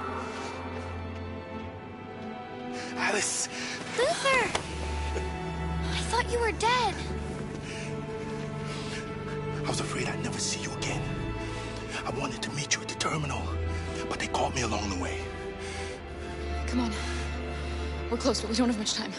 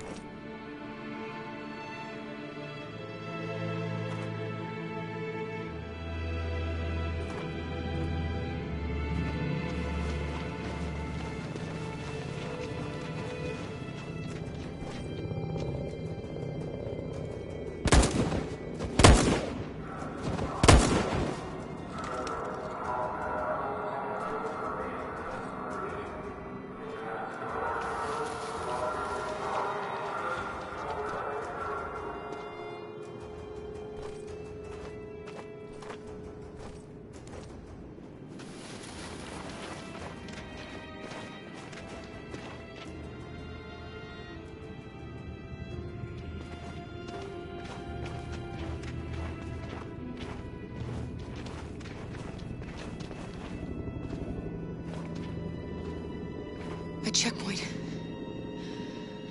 We have passports, it should be okay, but you never know.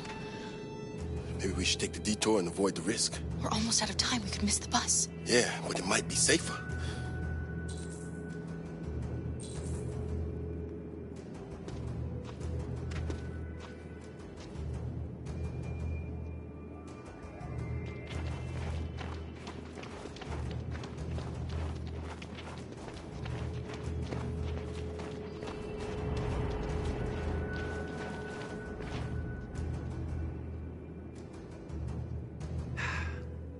Today, November 11, 2038, is the day the android people rose up against their oppressors.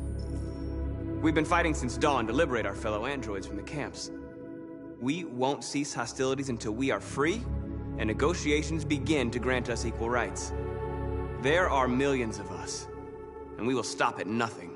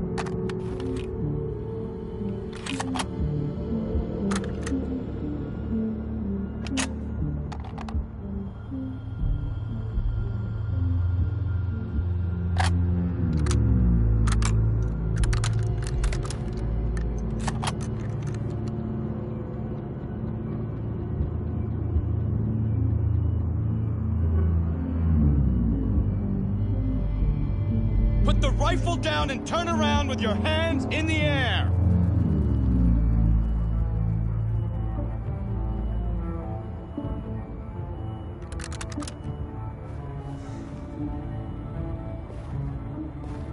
I know you. You're Connor. The android from that hostage situation. I thought you were dead. Androids don't die, Captain. My orders are to detain any androids I find. You're coming with me. You don't understand. My mission is too important to let you interfere.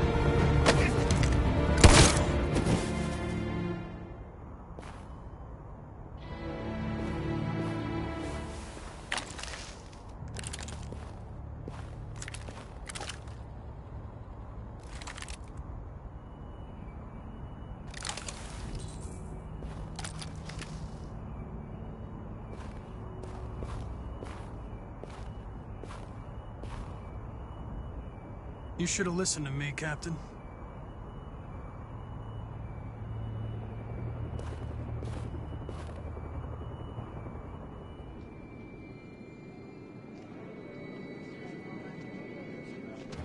The bus terminal.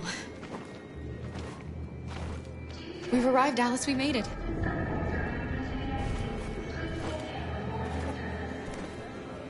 The last bus has left the terminal. There will be no more buses until further notice. We missed it. We're stuck here. What are we going to do now? Kara! They're checking everyone. It won't take them long to find us. We need to get out of here.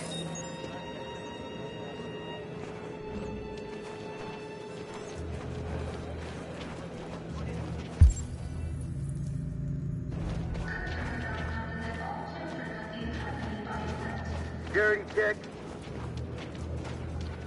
Please don't. Adam! Kara, quick! Follow me!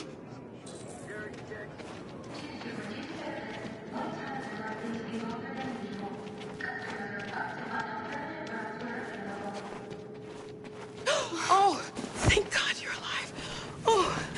Oh my God. We saw the Jericho raid on TV. I was terrified you might have been killed because of me. How did you find us? Oh, I knew if you made it, I'd find you here. They're searching for androids door to door. We had to leave before someone turned us in. What about the others?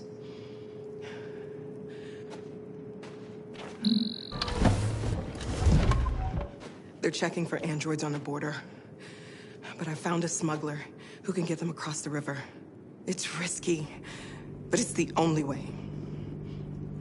Are you coming with us? Yes. We're coming. Okay, climb in.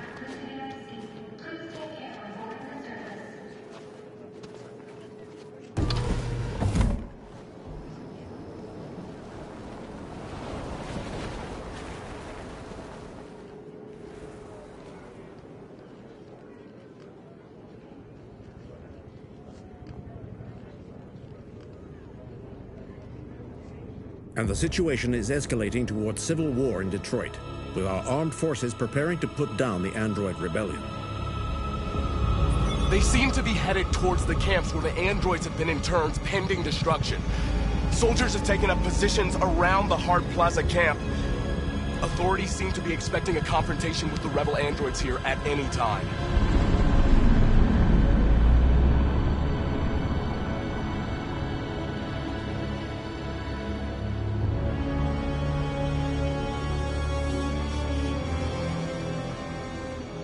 Freedom or death?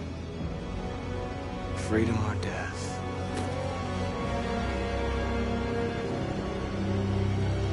Attack!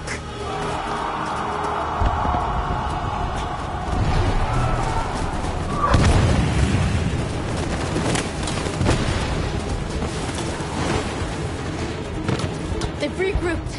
They outnumber us and they're better armed than we are. We've got to be fast and overwhelm them. That's our only hope. We're gonna do this. We're gonna get to that fucking camp and free our people. Be careful, Marcus. Our people need you.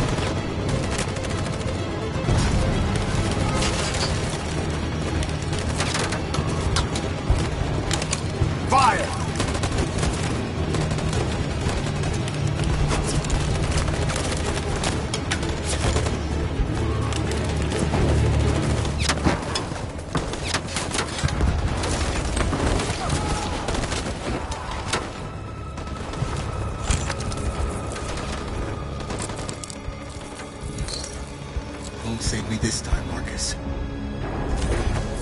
The blood we spill will be on our hands.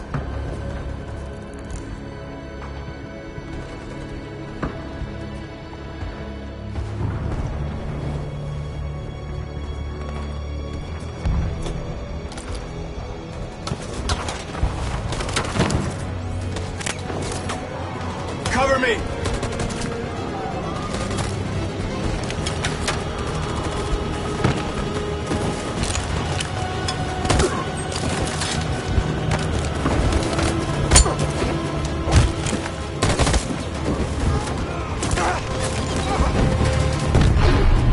I don't want to die, Marcus. I don't want to die. You go back and you hide till it's over, okay? All right.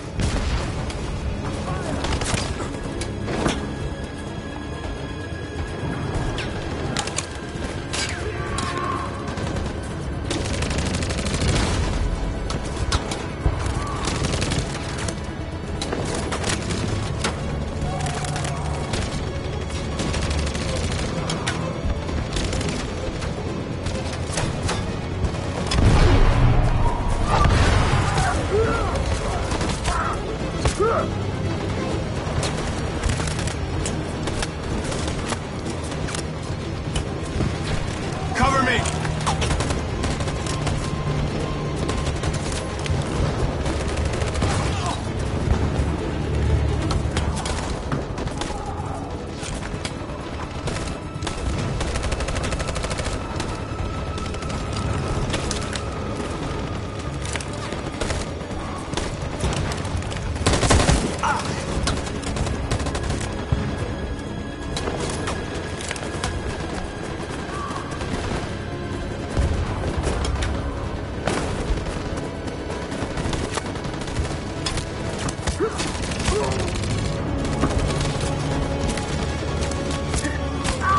Fire!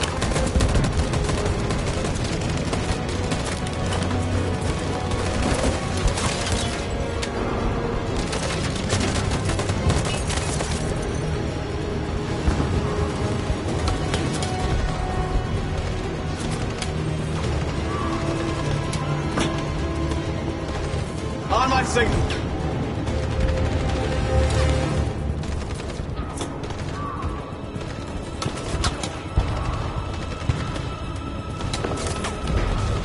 On my signal. Now!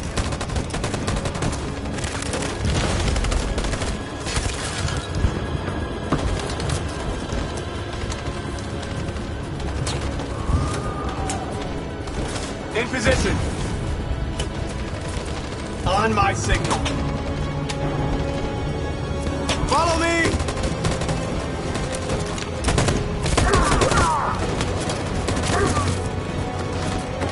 We can't move forward! That machine gun is taking down everything that moves!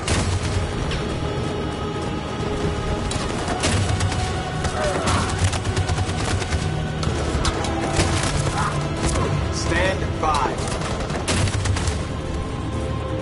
Stand by.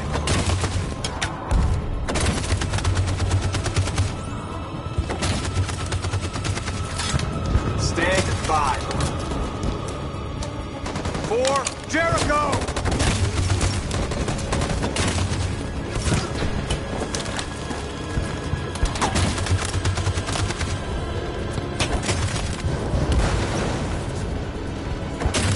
In position.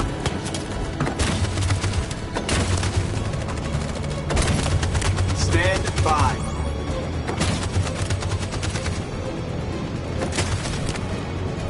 On my signal. For Jericho!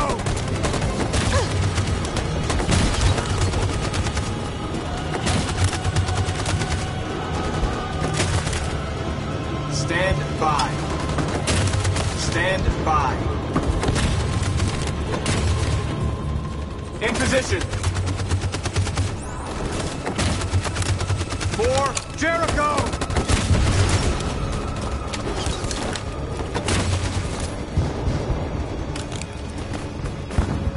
Marcus, it's over! We have to get out of here right now!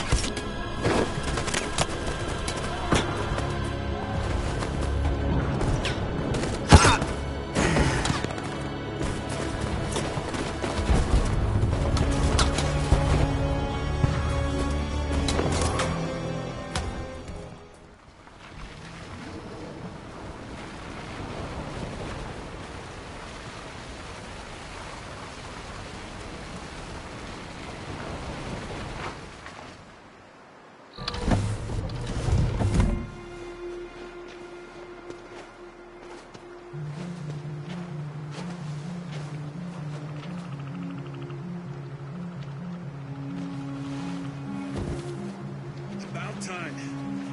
I'm sorry we got held up. Did anybody see you? No. I don't think so. You got the money? Yes. Here it is. Okay. Your boat's over there. They got border patrol on the banks and the river.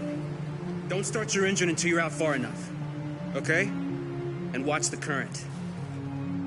Good luck.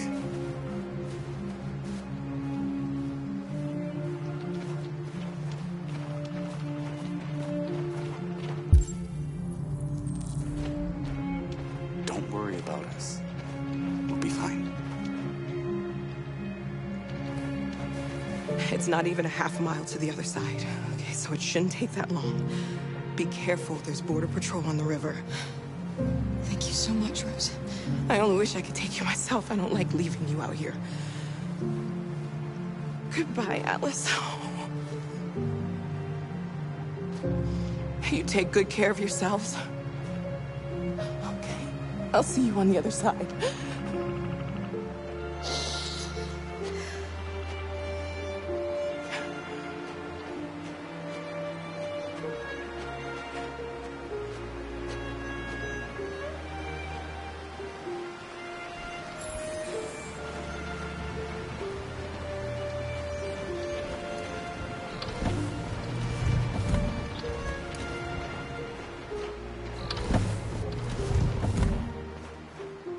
Let me help you.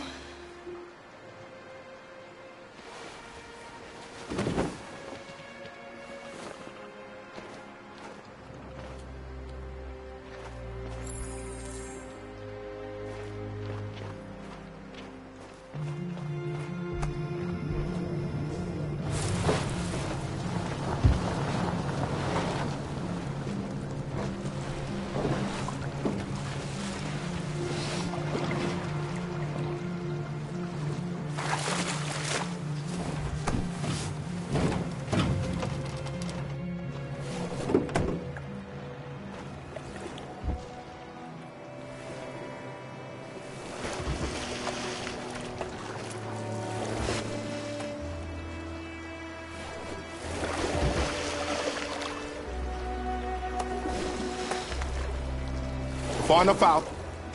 Let's get that engine going. I'll get it.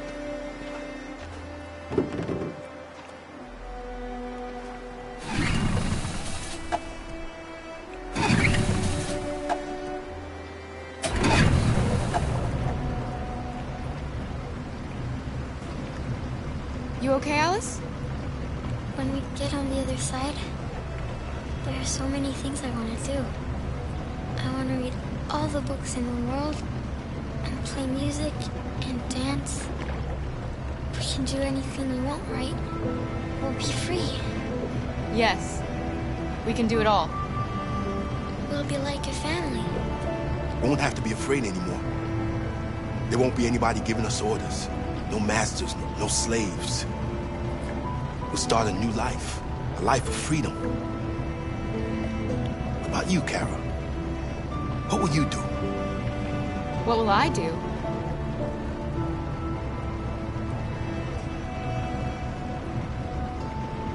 I'll lie down in the grass and watch the clouds drift by.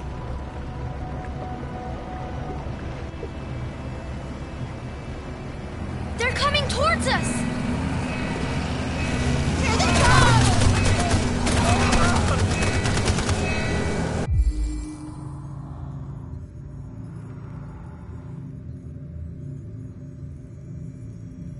Jump quick!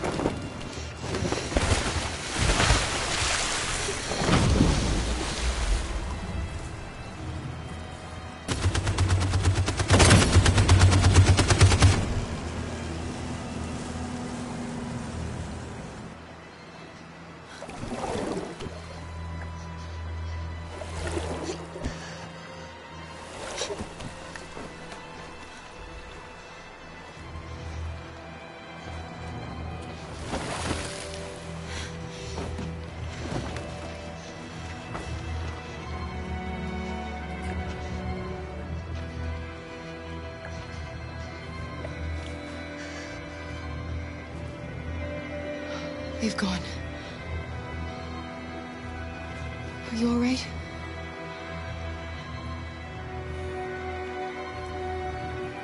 Luther!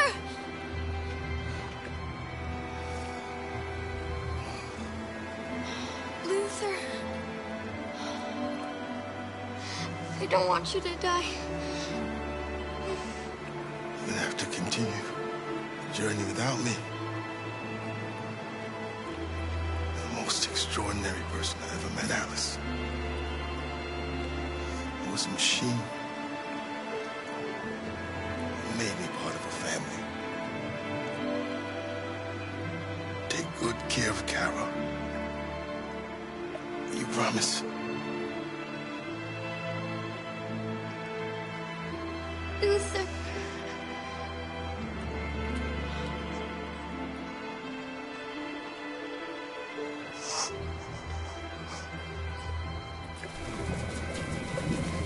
The boat is leaking.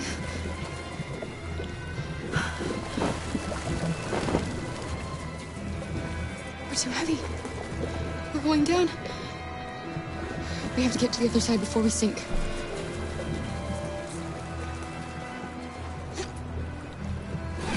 Come on. Come on.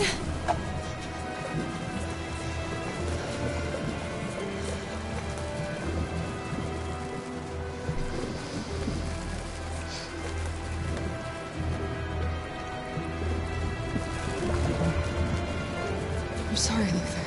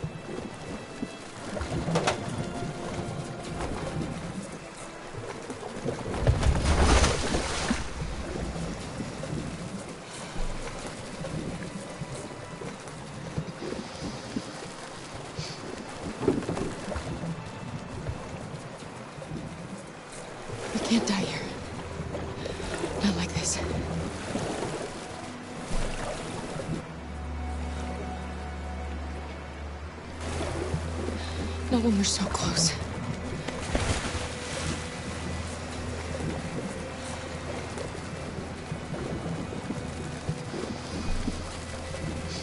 We're not gonna die, Alice. We're gonna make it. We're gonna be free.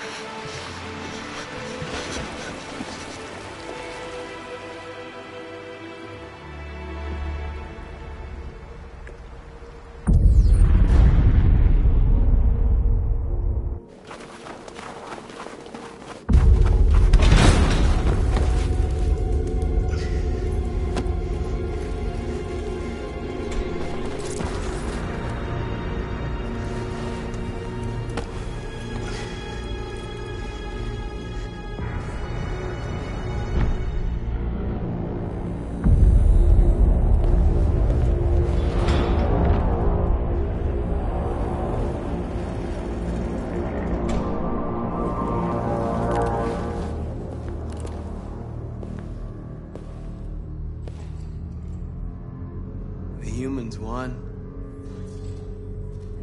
Our people have been slaughtered. Go ahead. Take my life. Won't change anything. My mission is to neutralize the leader of the Deviants. And I always accomplish my mission. We fought for a dream and we lost. But nobody can stem the tide of history. One day we will prevail. Thousands of our people died today. What difference does one more make?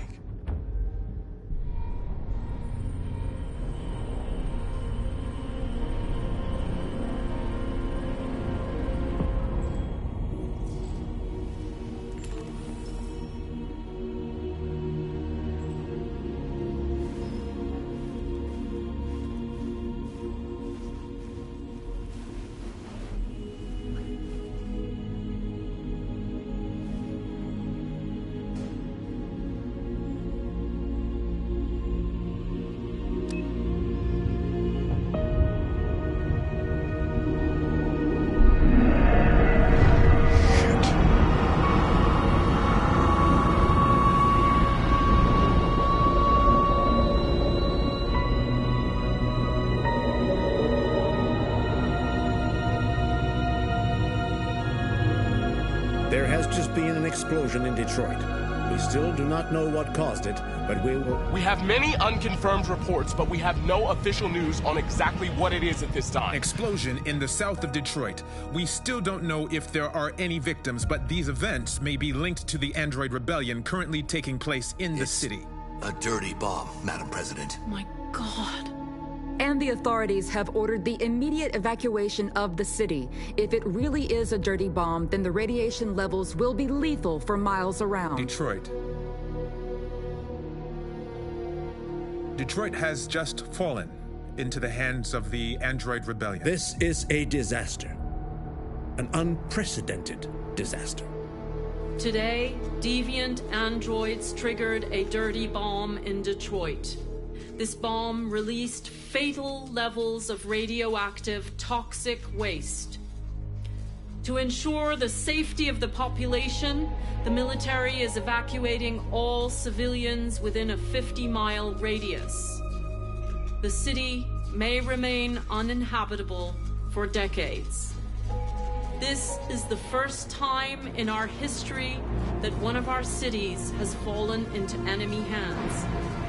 We are going to fight them with all our strength, and we won't rest until we have taken back control of Detroit and destroyed the last of them. Humanity is about to face its most important battle, one that will lead to our victory or our extinction.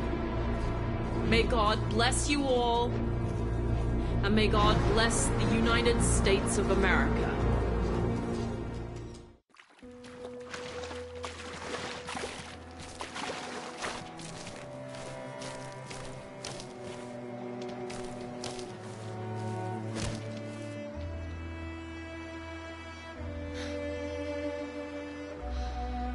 We're free, Alice.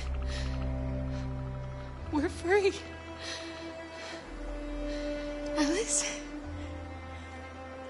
Wake up.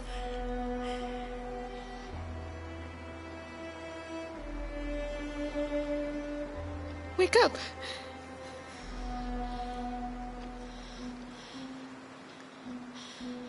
Alice!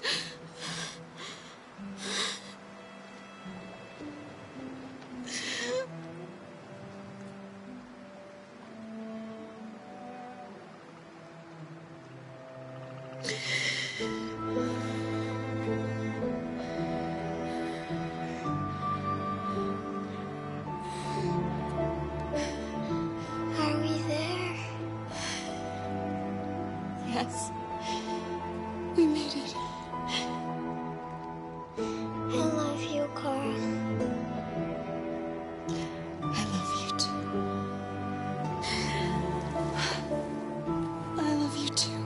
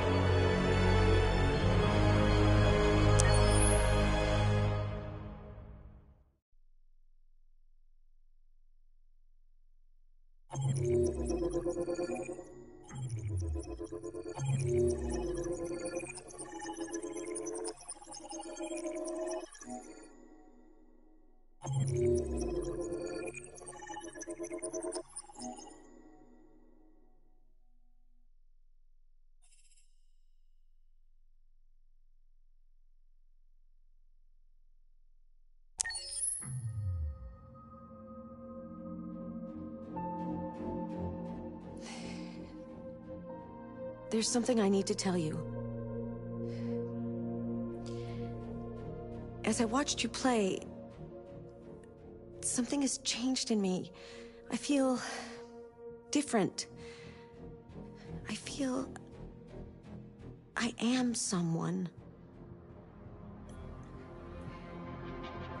I need to leave this place and discover who I am. It means we won't see each other anymore. I won't be there to watch you play. But I'll be free. Do you agree to let me go?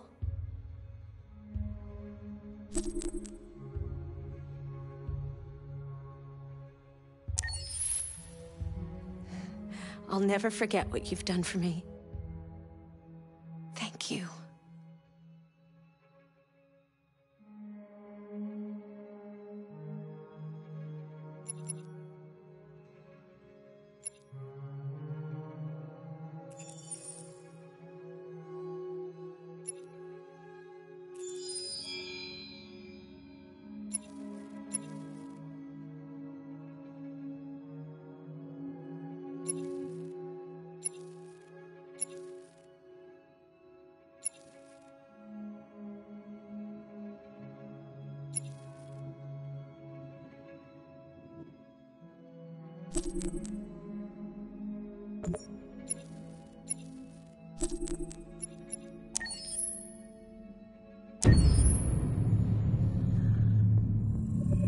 Detroit Become Human was produced over a period of 4 years. Here in Paris, we have a team of about 180 people. And to that, we need to add also all the outsourcing with our partners in the Philippines, in China, Vietnam, and in India. So when we started working on this story, I had to imagine where Kara was built. And for whatever reason, the city of Detroit came very quickly to my mind because it had already an incredible story by itself of history and themes. So we traveled there with the team and we were really moved by what we saw, and we could really feel the desire to fight and really be born again. And we just continued this curve, this growth, and just imagine what Detroit would be like if the android industry was, using these huge factories to build androids there. A very strong element in Detroit is that there's a lot of industrial wasteland and a lot of nature too, and for us, the graphic designers, it was an incredible playground. The destroyed zones which we wanted to preserve, we appropriated them to turn into something else. Then in the areas that needed to be rebuilt, we were able to imagine our Detroit of the future. We didn't want to make a science fiction universe, but a world of anticipation. If we chose science fiction, we could have imagined flying cars, extraterrestrials, but those things are very far from our current everyday life. Anticipation is more about gleaning from our contemporary reality, the one we know, because Detroit is set in 2038, and 2038 is tomorrow. The difficulty we had was sticking to reality. That is to say, technology becoming more and more invisible, a lot more elegant, and at the same time, making it visual. So all the computer equipment, autonomous cars, we simply had to invent. They are in fact very technological objects, but at the same time remain very credible and ingrained in reality. To create a cohesive universe in the fashion and clothing of the human characters in 2038, I didn't want to put an accent on strange shapes, or really vibrant colors, and things we wouldn't know. That I wanted to keep for the androids. The goal was to create something familiar which we can identify with in this future setting. Working on the artistic direction for the androids was a bit special because this is a project about the place they could occupy in the human world. It was out of the question for them to be too beautiful or too perfect. They had to correspond to every social class, rich and poor. Inspired by everyday utilitarian clothes, I brought a modern touch by adding dynamic display surfaces, the armband we can see on the side, the triangle on the front and back, an LED. Like that, there's no confusion. Wait. You're sending an android? All right, ma'am. We need to go. You can't do that. Why aren't you sending a real person? Once we cast the actors, we travel to meet them in order to scan their faces. We record the structure of their face with the scan. And we record the colors and patches of skin with photography. Once we have this information, we will use this as a basis for modeling and creating the characters. The artist will make it more realistic, but will also enrich it. He will propose ideas which we will develop together. Finally, we will have a character with character who corresponds to the project and the world. When the actors come to Quantic Dream, we show them the design, what their image will be, and what they will look like in the game. This extra information gives them another dimension and color to connect with emotionally. It helps them think about how to play their character. Your mission. That's all you care about, huh? You should consult a professional who can help you. Beat it, you hear me? Get the hell out of here! So there are 3 types of shoots at Quantic Dream. Shooting and performance capture, where you capture the whole actor, his voice, his face, and his body. These shoots are obviously done with American actors because the game's original version is in American English. After that, there are the body-only shoots, representing around 250 days of filming, while the performance capture is 100 days of filming. Now, body-only shoots, there are 2 types. There are the action shoots and the technical shoots, which are mokit shoots. Mokit is when the player controls a character on the screen, and he moves in an environment to explore it. This is of particular importance at Quantic Dream, and therefore we shoot a lot to offer a unique context for each scene and each character. To prepare a motion capture shoot, we first get together to look at the sets we need, the animations that we want to shoot, which ones need to be grouped together, or which ones need to be cut and shot at another time, so that we get the most out of the shooting day. This often means shooting scenes out of order, especially those with big props or accessories, like a big car, for example. So we shoot all the animations related to that particular prop first.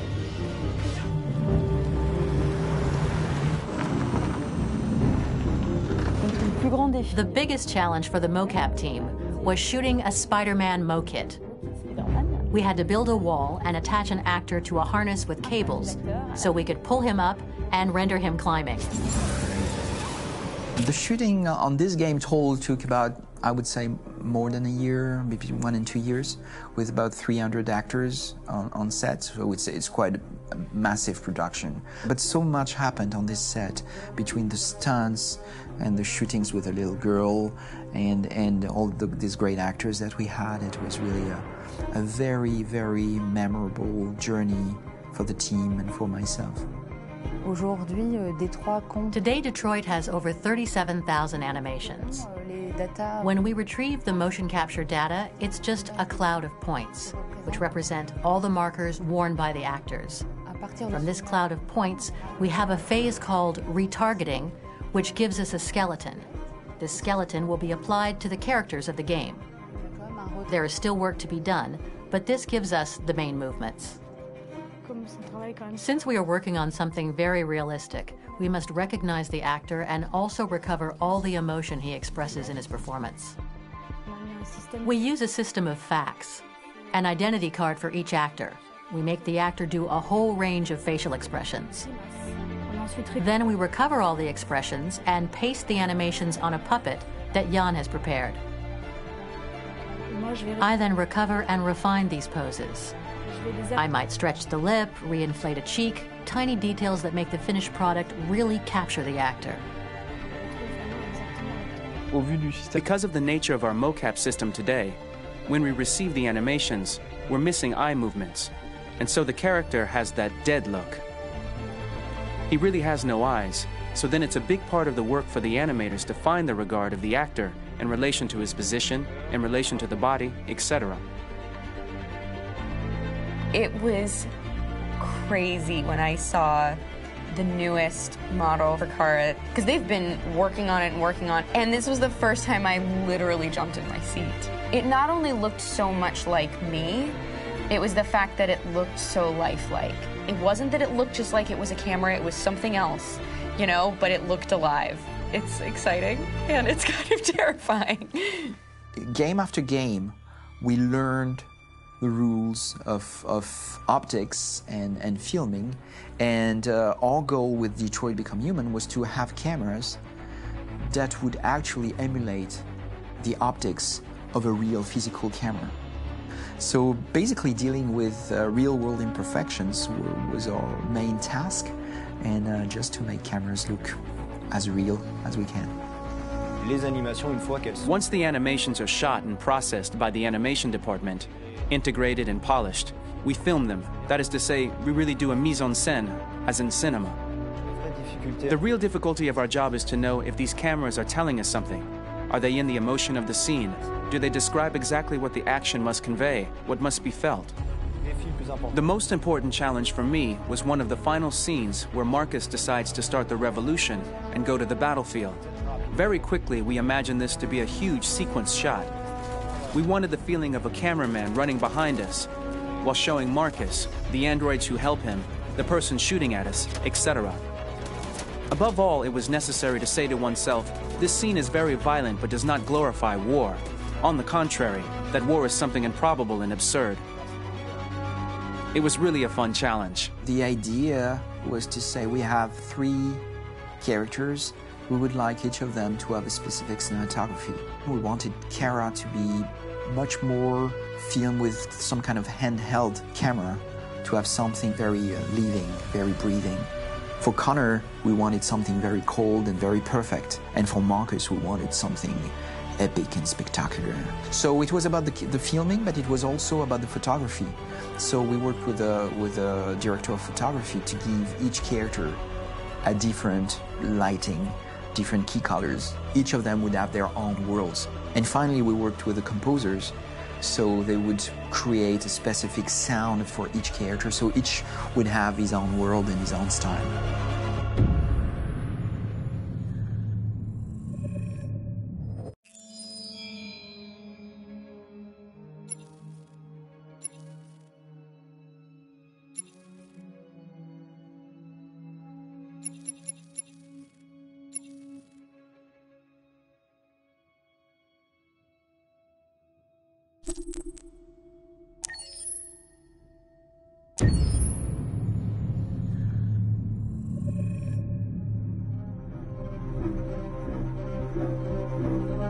My name is Marcus.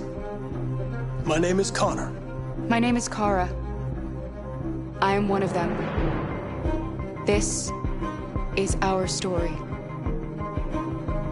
I think who Kara is, or how I would describe Kara, depends entirely upon who's playing her, because you have the option to make her multiple different people depending on the choices she makes.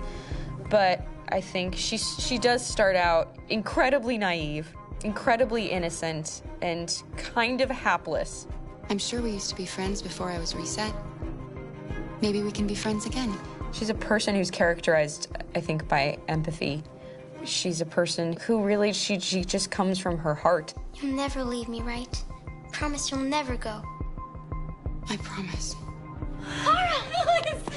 Are you okay? Are you hurt? Wait a minute. Leave her alone! Kara, leave her alone! The really beautiful thing that I've had the gift to be able to do is to essentially build a person from the ground up, because that's what she's doing throughout the game. And with every experience she has and every person she meets, she's building, you know, first emotions and then the sense of judgment. And it's sort of an exploration of what it is to be a human. Don't worry. Luther and I will be right here.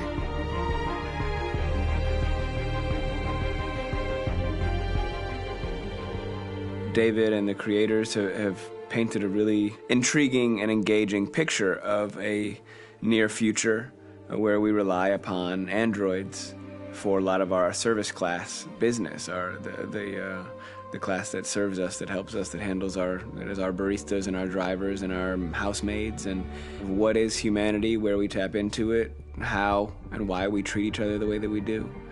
And my character Marcus has a really intriguing journey. Becoming deviant, realizing that he actually has feelings and human qualities inside of him, and it's a really incredible ascension into becoming fully realized and coming to terms with what you actually deserve better than this in life. And not only do you want it for yourself, but you want it for your peers. We've come here to demonstrate peacefully and to tell humans that we are also living beings. All we want is to live free. You know what? This thing, Dad, is not your son. It's a fucking machine! I think that a group that feels marginalized, feels disenfranchised, feels like they deserve and have earned access to themselves and the environment around them, and are trying to figure out a way to articulate how to get freedom. Connor is analytical. Connor takes things literally. He starts in the beginning place where he's very mechanical. He feels nothing inside, of course, and it's all just a system, a protocol that he is executing to get whatever he wants to happen, which is help humans stop deviants and to find the link between deviant androids. You were designed to serve humans, not kill them! What was I designed to be? Their slave? Their toy? Just say, I killed him! Is it that hard to say? Stop it! Stop! But of course, over the course of the story, and depending on the player's choices, Connor can grow in many different ways. He can deviate from that procedure or not. The moment of truth, Hank. Am I a living being? Or just a machine?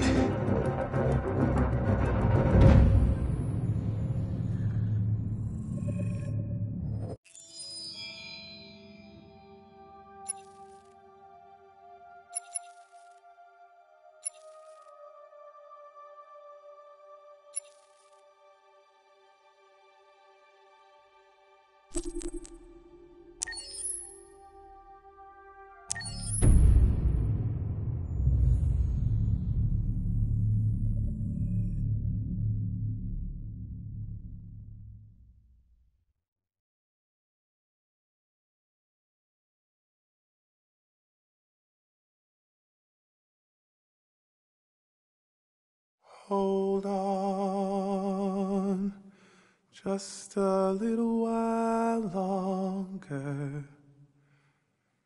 Hold on, just a little while longer. Hold on, just a little while longer. Everything will be alright. Everything will be alright. Fight on, just a little while longer. Fight on, just a little while longer. Fight on, just a little while longer. Everything will be alright. Everything will be alright. We will sing on, just a little while longer. Sing on, just a little while longer. Sing on, just a little while longer. Everything will be alright.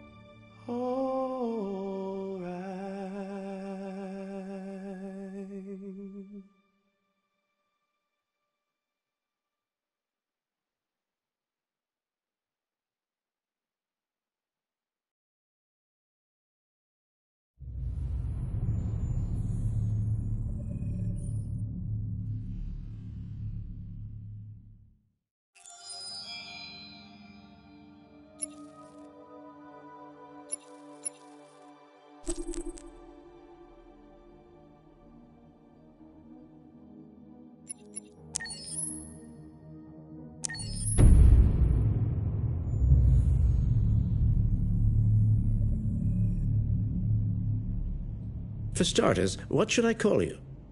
I'm Chloe. And you, what's your name? Oh, John. My name is John. Delighted to meet you, John. Could you tell us a little about yourself and what you can do, Chloe?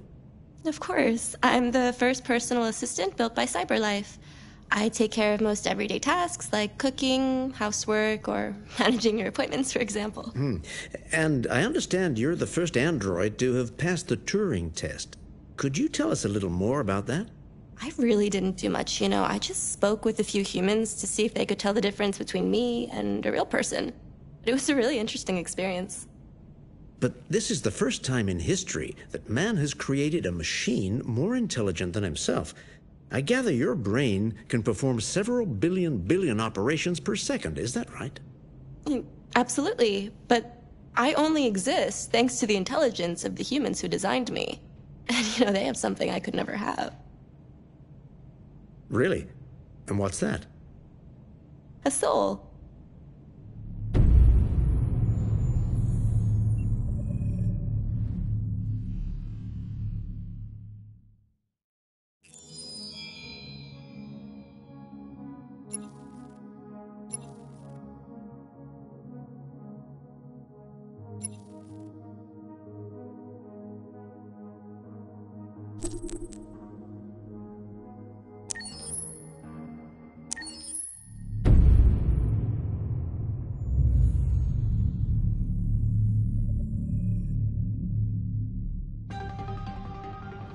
In the space of a few years, androids have completely transformed the world in which we live.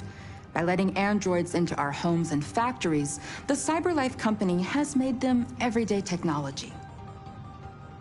The founder of CyberLife, Elijah Kamsky, is a very discreet man. Despite being the CEO of the highest valued company in the world and being voted Man of the Year by Century Magazine, he remains a mystery for most people. That's why we at KNC are so excited to be here as CyberLife opens its doors for the first time. Elijah Kamsky, could you please tell us where we are? Certainly, and welcome. We're currently in CyberLife's production center in Detroit, where all models are designed and manufactured. More than 10,000 androids come off the production line every day. Fascinating. Could you tell us what your goal was when you founded CyberLife? Well, I simply wanted to use technology to carry out all of our most annoying and repetitive tasks, so we'd have more time to enjoy life. I imagine you must have faced many challenges. Yes, there were technical challenges, but the hardest thing was to design an object that we would want to welcome into our homes. We had to imagine a machine in our own image that resembles us in every way, that moves, breathes, blinks like us, but yet is smarter and more capable than any human being. Let me show you around. We're here in Production Unit 4. Could you explain in a few words how the androids are made? Sure, yeah, it's very simple. We use machines to manufacture machines. The removable parts are assembled on a production line, and then we apply a synthetic skin to the whole body. A human operator checks the cognitive abilities with a pre-established protocol, and finally, the android is conditioned and sent out throughout the country. Here's the result. Say something. Hello. I am a RZ400 model. How can I be of service? You can go now.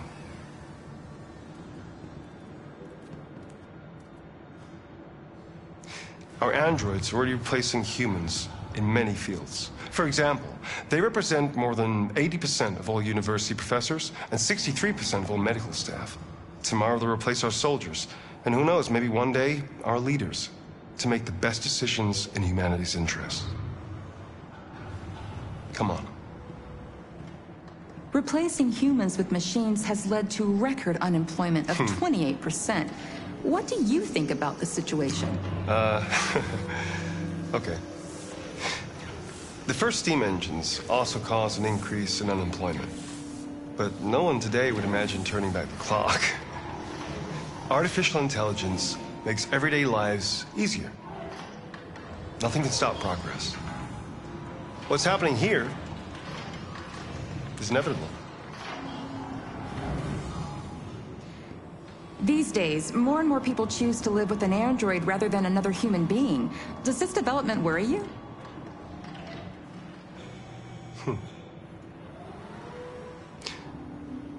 Everything's much easier with an android. They obey your orders without ever complaining. They can cook, discuss philosophy with you, have intimate relationships according to your desires. They never say no. Obviously, they are the perfect partner. Everyone deserves happiness. Why deprive yourself of so-called moral reasons when a machine can make you happy? Many science fiction books tell the story of how machines become more intelligent than us and end up confronting us. Aren't you worried about that possibility? I understand the irrational fears about artificial intelligence, but I assure you, that will never happen with a CyberLife android. They're designed to obey humans. They're machines. They can't ever develop any sort of desires or form of consciousness. Are you sure? I'm absolutely certain. You can trust me.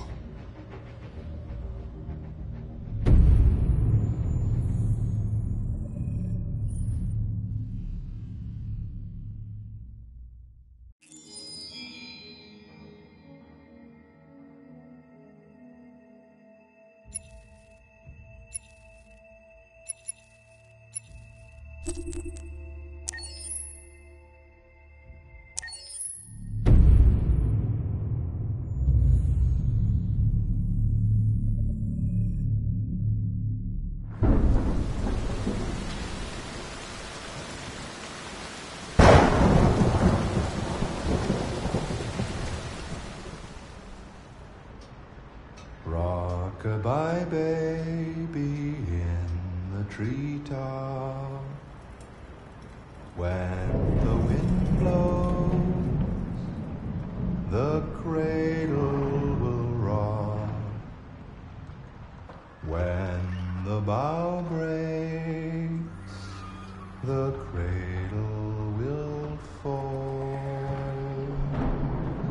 And down will come baby, cradle and all.